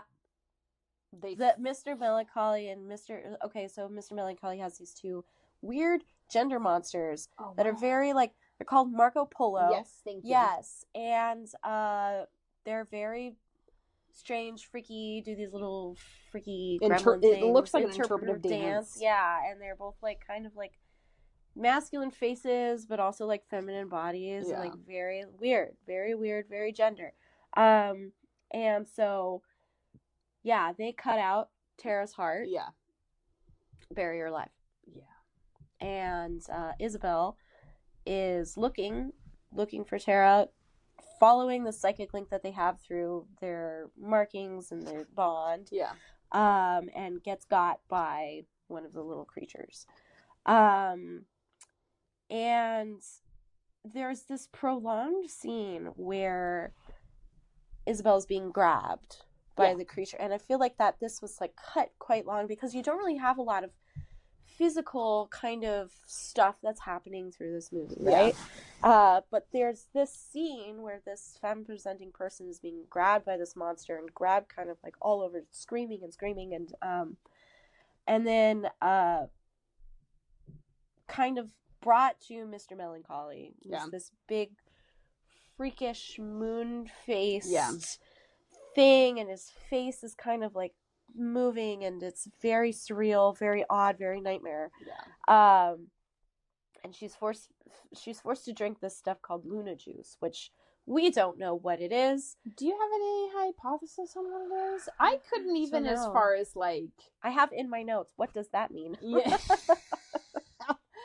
We would love to hear from you, the listeners, if you feel like you have an idea of what you read the Luna juice to be. Yes. And it's so disturbing, because she's being force-fed this stuff, and this Mr. Melancholy is giving her this speech about being put into the Midnight Realm, right? And there's this one line that's like, you won't even know that you're dying, as he's holding up the snow globe. Can I read you that? Because I'm assuming I wrote down the whole line. Please. You won't remember anything. Your real name, your superpowers, your heart. You won't even remember you're dying. Yeah. And then holds up a snow globe. And in this perception, inside the snow globe is little kid Owen, sitting and watching TV. This is the point in the movie where you're definitely getting into a little bit of mind fuckery of, like, what am I watching? What is happening? What is real? What's going on? This is crazy. And so escaping. So it's kind of implied that Owen's world is the Midnight Realm, where Isabel is trapped, right? And there was a line before where Maddie was talking to Owen in the bar. It was like, do you ever feel like your head is like a snow globe, right? And I was like, whoa, that's crazy. So then Isabel is also buried alive. Yeah. And you get this kind of, like, far shot of her being buried alive. It was very jarring. I thought it was very poignant that she's buried alive and goo starts coming out of her mouth that is blue. Oh, yeah. Yep. In this portion of the movie, I really ran with the blue tones because I think the masculine is bad. We don't want this anymore. So I thought it was really interesting. Owen's not wearing pink anymore. Yeah. Yep. I think even his uniform, it works I think blue. Everything becomes blue. So I thought that was interesting, that the goo that starts coming out of her mouth when she's being buried alive is blue. Yes. We snap out of the Midnight Realm, and then we're back to Owen watching this happen. The credits are now rolling because the series ends with Isabella being buried alive. Yeah, and he's doesn't take it well, having trouble breathing. Yes, and Dad comes storming downstairs, and Owen just shoves his head into the TV. Yeah, and so the TV is burning. Yeah. And it looks like Owen is trying to climb into it. And it's not just burning. There's sparks and stuff that are kind of exploding out of it, right? Yeah. And so he's fighting his dad. His dad is trying to drag him out of the TV. And he's fighting, he's screaming. He's screaming, is like, this isn't my home. You're not my father. And his dad's pulling him to the bathroom. Running a hot, steamy shower, which I think is good for asthma. Oh, yeah. Yeah. So I just went to abuse. I didn't even think that. Which, granted, obviously, the dad did attempt to save him, obviously, because he pulled him out of the TV. But I was like, this guy, fucking Fred Durst, get out of here. Fucking Fred Durst. So, what is... Okay. It's implied that... I think it was implied that, maybe heat is good for an asthma attack. Maybe he saved him from killing himself, from electrocuting himself in this TV, right? He starts vomiting blue. Yeah. And blue and TV static. Yeah. At the same time. Yeah. And it's really weird. And I think what was really interesting is that Owen never had any burns after that. Yeah. So it was kind of my idea, this implication was Tara's just telling him not to trust anybody, right? That they're all working for Mr. Melancholy, right? So this is again, this line between this television show and reality is getting blurred. And staticky and weird and hard to tell what is actually real. Yeah. So I think that is the primary question of the film, right? Is what is real? Who is the real Owen? And isn't that the primary question? Isn't that what we're asking for the whole thing? Is who is this person? Yeah. And he doesn't even know. Yeah. Yeah. Then we get Maddie's monologue. Yeah. I loved Maddie's monologue.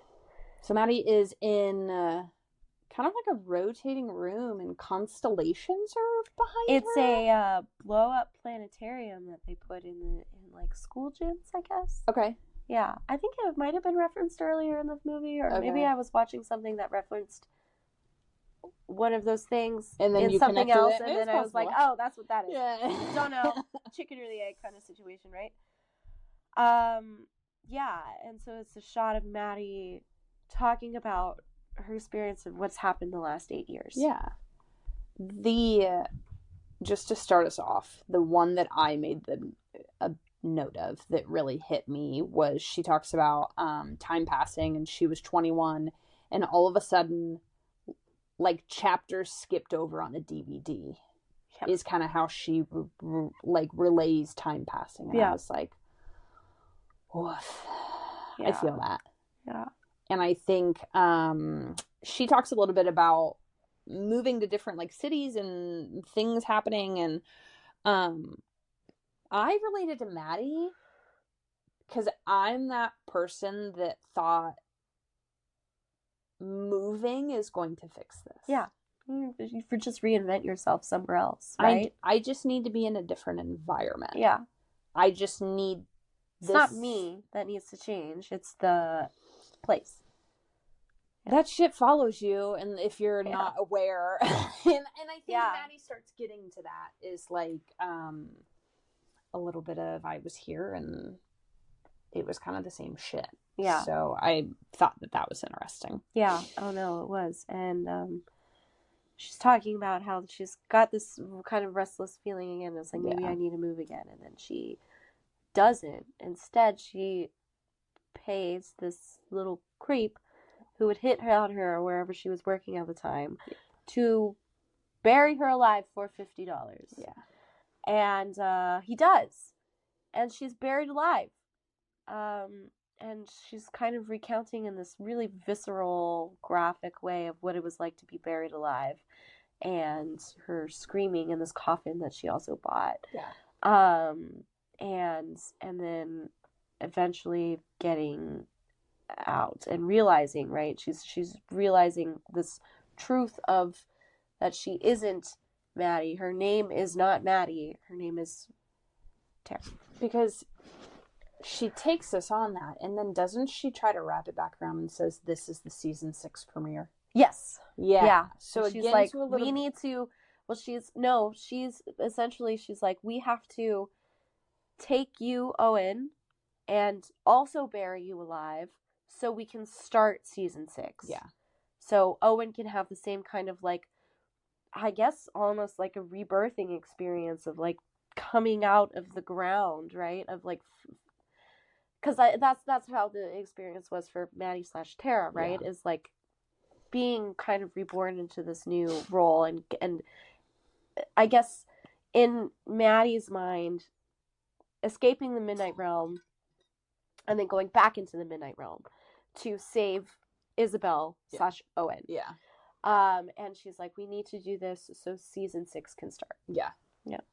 And he, I think, kind of starts trying to rationalize with her, you could say. Yeah. Because I made a note, like, he starts talking about memories of his childhood. Clinging on to childhood memories is a defense mechanism to protect yourself from being who you're meant to be. Yeah. A bajillion %. A lot of thoughts and feelings about that. Yeah. Yeah. But because they're just a safety net. Yeah, and it's like it's holding on to this idea of yourself, and I think particularly in your idea of yourself as it relates to other people that love you and think that they know you. Yes. And so you're holding on to this idea of how you think they perceive you, and you're afraid to let that go. Yeah. Owen's rationalizing this, and also still very much like in this realm of reality of, like, this is not possible, like, we're not in a TV show, right? But he follows Maddie kind of anyway to this football field where behind it she dug a grave. We have a literal hole in the ground, to which I think that was when he's like, wait, fuck this. Yeah, he has, again, it's this moment of, like, Maddie is leading him somewhere, right?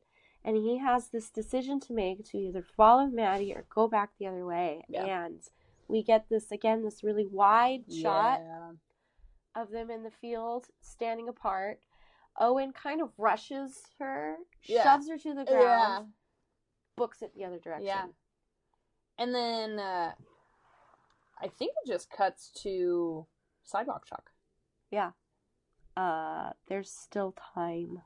I somehow don't think I caught that the first time I watched this. Oh, really? Yeah. Oh, yeah. I watched too many TikToks not to catch it. But just, like, I just feel like this movie is trying to let people know, like, there is still time. Yeah. No matter what age you are, no matter where you're at in life, there is always still time to make that decision for yourself. Yeah, absolutely. After that point, Owenson never sees Maddie again. Yeah. That's it. We jump to 2010. Yeah. So that's 20 years in the future. Not yet. Not yet. We're not taking okay. that jump yet. We're not jumping. Okay. We're to 2010, so Owen is 26 now. Okay. He finally puts the fire out in the woods. We've been getting these random clips of him just in the woods looking into the fire. And then the pink Opaque is available for streaming. I thought, I love this. I love this. That they brought this back around. Because it's so real. Yeah. Like, there is shit that I grew up watching on a VHS tape or on cable or on a DVD that I now bring up Netflix, bring up Hulu, and it is available for streaming. Yeah. So I thought this was a good touch because we then get him on the couch. Yep. On the side. Glow of the TV. It restarted my favorite TV show. Oh, you sounded like him there. Yeah. Impressionist. Thank you. And then he talks about relating to it differently. It's different. Yeah. How it felt cheap and cheesy. And I said, I feel like that's a bit of a sign of a further, like, death of something inside of him. Yeah. Yeah, I see that. I see it similar to, like, the colors getting duller, right? Yeah. Like, you see it without the same kind of wonder that you used to, right? Yeah. Also, I think specifically that it was, like, put on streaming. And this whole idea of, like, how things on streaming services can literally be changed and edited from their original format. Thus the importance of physical media, so you'll still have it in its original intended form, right? And not to mention, like, to your point, he is bringing it up on a streaming platform now, so he has lost that experience of picking up a VHS tape or sneaking out to go to a friend's house to watch it, and that connection with Maddie around that show. Yeah. He's alone on his couch streaming it 20 years later. So he doesn't, because he never really gave a shit about the show. He gave a shit about the relationship with Maddie. Yeah. Oh. Our next jump to I put the end of the movie. Yes. Where we get our final time jump. It says 20 years later. So he's 46. Yes. I do want to say really quick right before that. Yes. He's narrating kind of all these changes in his life, and it's like, oh, I started my favorite TV show, and he's like, you know, his dad died, he's still in the house, and there's a line where he goes, I even got a family of my own, he says, pulling in a large flat screen TV into his house. Yeah. We never see this family of his own, right? What does that mean? And as far as we know, his whole, he's in the same house where he lived with his parents, because he never moved out. He never moved away from his dad. His dad died. Yeah. And he's still kind of in that spot. Not only that, but he has continued to work in the theater with these awful douchebags who are awful. Yeah. And when the theater dies, then we see 20 years later, there's this, like, entertainment... It's like a kids fun land. Yeah, like not Chuck E. Cheese, but like in that area. It's that vibe. Yeah, that vibe, right?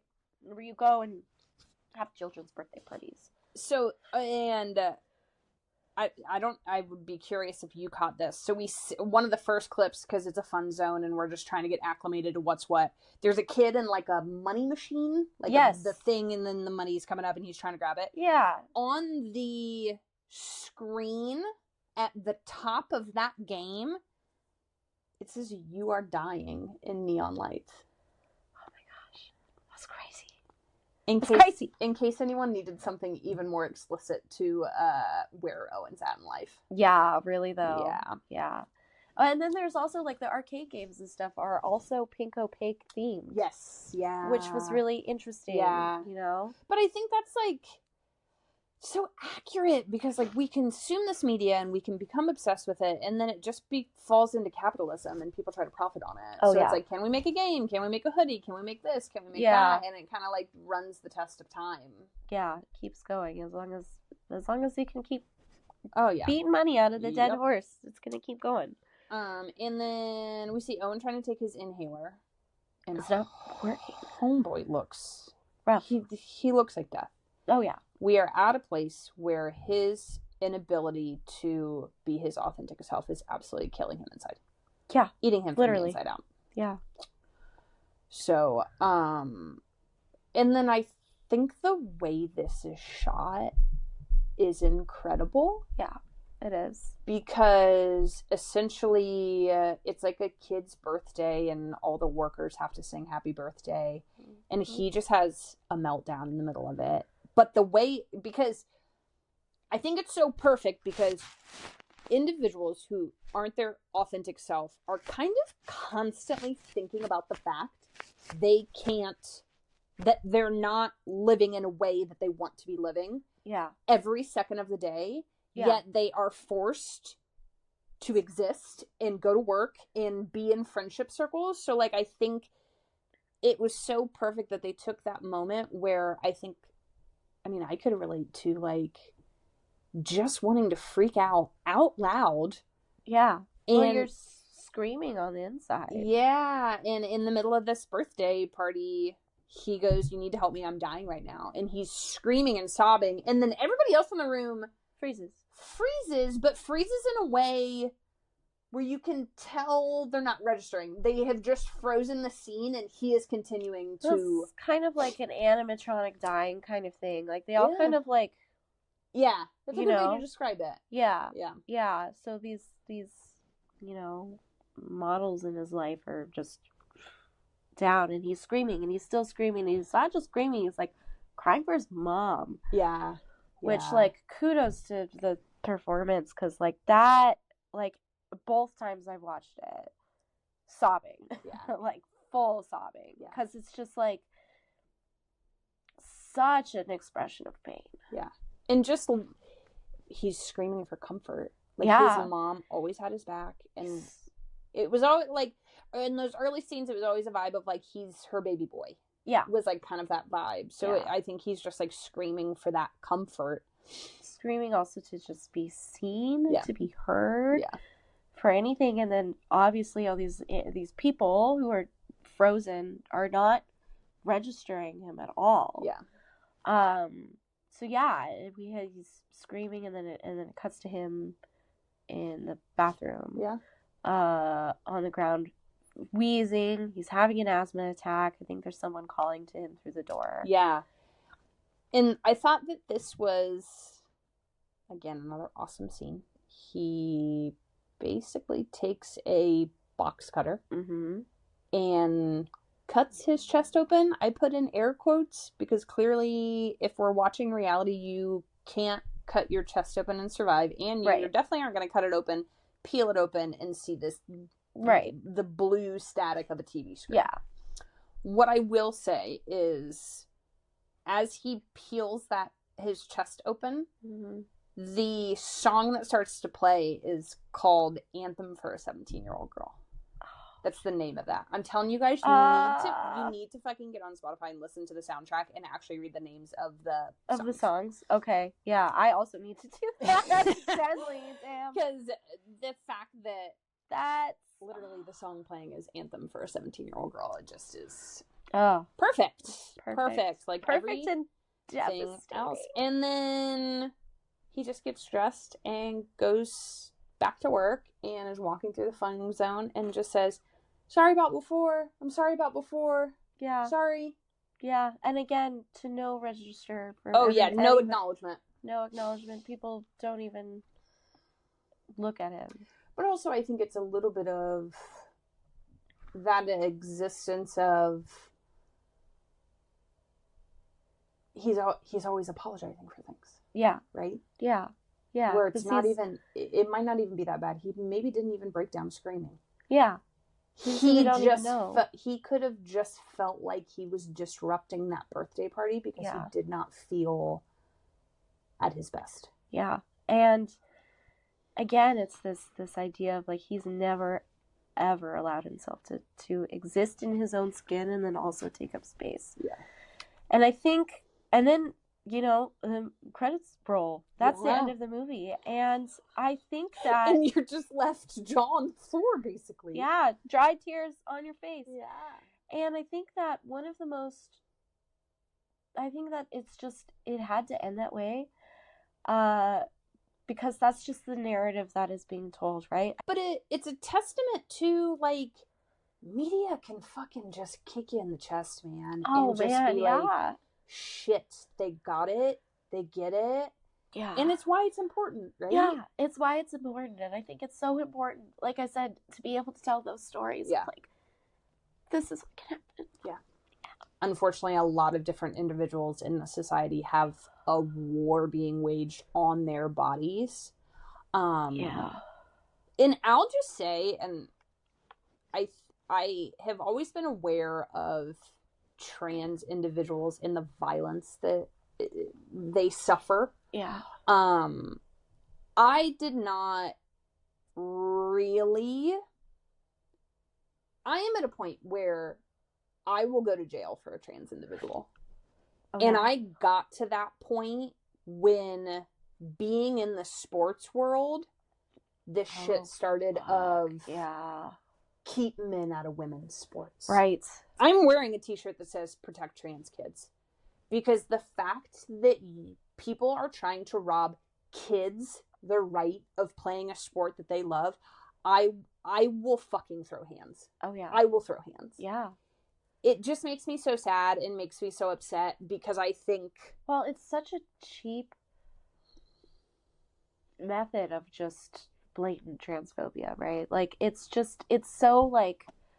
Well, and we saw it. Did you see the shit in the Olympics with, I think... Oh, yeah. The boxer. Yes. Where she just fucking knocked somebody out. And they were like, oh, this is why we can't have men in sports. She's not even trans! You're an idiot. And exactly. Like, and that's how, I think that's how, like, you know, honestly, fuck TERFs, too. Yeah. Fuck them.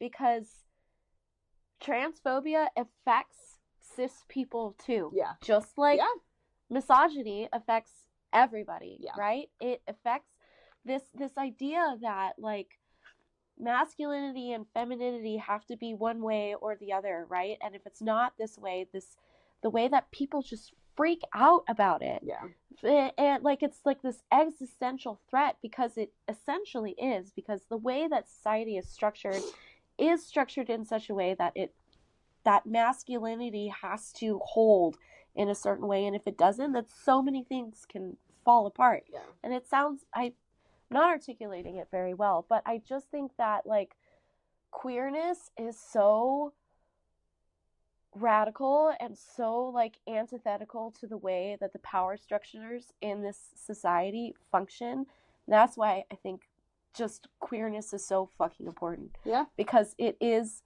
the antithesis to this hellscape that we live in, right? In so many different ways. And I'm sure that there's, like, papers and queer theory and stuff that I'm not familiar with, but that's just something that I feel in my soul. I think you articulated that fucking perfectly. Thank you. Yeah. And that's why we're here, because we're queer and we want to be voices sharing the queer experience and talking about queer filmmakers and female filmmakers and perspectives, because it's important. It is. Because I'm sick of living in the fucking patriarchy. I'm exhausted. Yeah, me too. I'm exhausted too. So do we want to touch on the thing, capital T, that happened this week? Sure. This isn't like a news podcast. Obviously, we talk about movies, we talk about art and media, but I would argue that it is inherently, like, a political one, right? Because whenever you're talking about, like, marginalized perspectives, that is inherently political. On that note, I just want to say that to our listeners and to everyone, I'm glad you're here. If you're queer, if you're BIPOC, if you're a woman or disabled, or if your existence has been politicized at all, I'm glad you're here, and you need to keep going. Because just you existing is a radical act. So keep going. We'll get through it, and you know, the world didn't end. It felt like it did, but the world didn't end, and we have existed before this. We will continue existing after it. So yeah. Thanks, guys. Hang on and keep going. Just keep going. From the girl who had a mental breakdown at work last night and had to go on a walk around the block. Yeah. Just lean on the people in your life. Lean on those close to you. Shoot us a message if you have to, if you feel like you don't have anybody to talk to. Or if you have a really good circle and you love us and you know us, maybe think of people you can share us with. Because again, we want people to feel safe and seen and heard. Yeah, for sure. So, Lisa, what are you obsessed with this week? It feels almost silly to ask that question, but we do have a structure that we have to follow. We do have a structure. And it's important to talk about the things that bring us joy, too. Yes. Or the things that we enjoy, or the things that we think are cool. That is so true. Just to go on my soapbox and derail us for a minute, like, I think we have pushed off. We're filming the show late, and I'm already telling you, this isn't gonna be posted tomorrow. It's gonna be delayed. Yeah. Cold and flu season hit, and then I think we both had a little bit of like an election hangover. Yeah. And we were like, we actually cannot sit down and discuss this movie in the way it deserves in the headspace we're in. Yeah, exactly. But now that we made it, nearly a week later, we've recovered. I'm so joyful that I have this podcast and your friendship, and to just, like, it's gonna be okay. We're gonna make it. It's scary some days, and then other days are really good, and we feel okay, and that's fine. Yeah. My obsessions, really just talking points. So I started the show Teacup on Peacock. Okay. Stephen King tweeted about it, which I'm like, okay, if you got Stephen King to tweet about it. He said it is a little bit of From meets Lost, which I never watched Lost, but From is one of my shows. I love that show. And that's all really he had to say. I was like, oh, I'm down. Okay. I'm only like an episode in, so we're going to see. But they're like 30 minutes, I think. So it's pretty quick. But something's going down on a farm, and they just lost power. They lost cell service. And a man in a gas mask just showed up at the edge of the farm, drew a line in the sand. When they went to go talk to him and go towards the line, he held up a gun. Like, I'm not playing with you. So something's going on in this farm that they're probably not going to be able to get out of. And there's a really creepy woman in the woods. Okay. Mumbling shit, and is just, like, wild. So we're off to a good start. All right. There's a lot of stuff happening. Yeah, I love that premise. It reminds me of a couple different things. Yeah. Foe by Ian Reid. Okay. Essentially, it's this also set on a farm. Okay. Where because nothing good happens on a farm is my viewpoint of it. But go on. Where it's a husband and wife. A weird guy from the city comes to their farm and is like to the husband, "You've been selected to go to space," essentially. Okay. And so then this weird guy in a suit hangs out around their house, and the wife is like, "Well, what about me? Like, what about my husband and stuff?" He was like, "It's okay. We're gonna make a replica of him to." Wait, is this a movie or a book? Both. I think I've seen the movie. Yes. Yeah. It's the book is very good. I haven't seen the movie yet, but so it again is playing in this way of like, okay, but like what's actually going on here? Like what's happening? Is this real? Are you really going to space? I think some big names played in the movie. Yeah, it's definitely Paul Mescal. I think Chloe. No, not Chloe. I'll put details of this in the show notes because I'm gonna have to do a deep dive Google. Yes. Okay, good one. Yes. I've got two more. Okay. Not really an obsession, but like I love to. It's like a hating moment. Oh. So we took a vacation to Seattle, Washington. Love, obsessed. You're lucky I came back. But I don't know anyone else. Stuck on a plane. You're gonna watch some shit that you might not normally watch, and it's for free, so why not? I dove into Strangers Chapter 1, the remake of Strangers, and everyone said it was bad, and I am here to confirm it is fucking horrible, but yikes. I will say, I think it, like, you could write a college essay drawing the parallels between why and how the original Strangers is so much better than the remake in the cinematography and the way it's shot. Yeah. One, the actor and actress in it, not likable, thought they were both fucking stupid and annoying. Whereas I remember in the first one, you feel for the guy because he tried to propose and she said no, and then you feel for her because you can just tell that, like, she feels bad that now he's so upset. So emotionally, you connect better to the ones in the original than these doofuses in the remake. Okay. The jump scares are so fucking stupid in the remake. And the issue is, I remember in the original, everything is off in the distance. Yeah. So, like, the epic scene where she's in the house and Homeboy's in the fucking kitchen, you're thinking, oh, dear God. This one, there's a scene, Homegirl's taking a fucking shower, and Baghead is at the glass. And you're like, that's just fucking stupid, because if he was standing right there, I wouldn't. No, yeah. What are we doing? On the further topic of eyesight, if you have peripheral vision, you're going to see Homeboy standing there looking at you nude. So that was really stupid. And then, gasp, my first non-horror recommendation for everyone.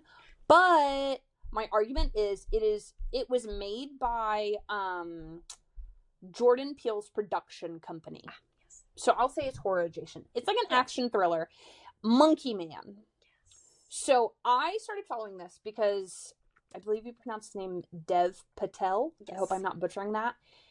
The story goes where he just wanted to be an action actor, like he wanted to be a leading man, and obviously everyone is racist and is not going to cast an Indian man in a large movie. Yeah. I'm just going to say that. It is what it is. That's how movies work. Everybody fucking sucks. So he got to a point where he essentially was like, fuck you guys, I will write a role for myself. So he wrote this movie and directed it, and then Jordan Peele was like, bet, my guy, here's some money, go make it. So, like, that's why I was obsessed with it to begin with. Bless Jordan Peele, too. Just to drop part of the plot of this that I think fits with our discussions today. So, I'm not going to ruin the plot, but, he's an action guy, so obviously there's going to be a lot of fighting. Cinematography's fun. Like, the fight choreography I enjoyed. But he hits a point where he gets pretty messed up, and a community of people kind of like find him, take him in, and nurse him back to health. Mm-hmm. And they reference the community as Hijras, which I'm probably butchering, but it's spelled Hijras, which I'm on a plane, and I like make a note of it. I'm like, Google it. But I got the vibe. I'm like, these feel like trans individuals, where if you Google it, Hijra, again, sorry if I'm butchering it, it's considered the third gender of the Indian culture. So either non-binary or trans individuals. Saved the day in this movie. So I was like, kudos to you, good writing. Yes. I love this. I love that too. Also on that note, yes, The Green Knight, also very good. It's also an A24 film. Also has Dev Patel in it. Okay. And it is a retelling of an Arthurian legend, right? With Dev, who's just an Indian actor, right? They don't like make a thing of it. And it's good, it's weird, it's surreal. Could have been gayer, but still good. I feel like if you're gonna ask Gail, I think it could always be gayer. It could always be gayer, yes. Your obsessions. Right now I'm reading this book that came out this year, called Rejection by Tony Tula Timote. So fucked up. I love that. That's what you were looking for. I'm so happy for you. But like not in like a emotionally devastating way. Okay. It's so fucked up because it's so like cringy, but good. Like it's good and it's cringy on purpose. Ooh. So it's a series of short stories kind of following these people trying to work their way through intimacy and relationships. Oh, okay. And so like the first story is called The Feminist, and it follows this character who is like a man who is a virgin his whole life, and basically is like a declared feminist, right? And it's so interesting because it's like done in a way that like makes you feel sorry for him, but also like slowly he just descends into this like, the whole book is very kind of like an analysis on the psychology of people who use Reddit a lot. Oh, okay. And it's so just like gross and also very genuine and also just like weird. So I can't like I have been reading it and I'll put it down and I'm like, what is this book? And then I'll pick it up and start reading it again. I don't really have many other obsessions this month or this week, but I have started watching Desperate Housewives because Tuesday night rolled around 1 a.m. I'm like, I need anything but what I'm watching right now. We all need a little time to disassociate. Yeah, apparently. So I'm like, you know what?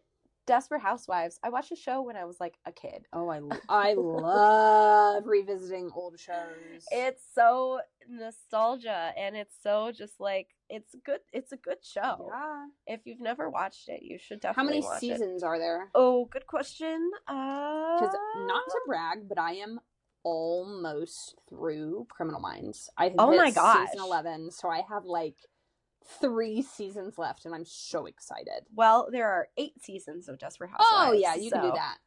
Easy. That is lovely. That can eat up a good couple months, depending on your bingeability. For sure, it's very fun. You know, it's the lives of Desperate Housewives. Yeah, there's murder and sex and all kinds of. It's kind of camp. It's kind of like also like earnest, and it also is a really interesting depiction of women in circa 2004. Ahead of its time, I feel like. I just hope we have a listener out there that has never heard of it and tunes into Desperate Housewives thinking it's some version of horror. Oh, it's not.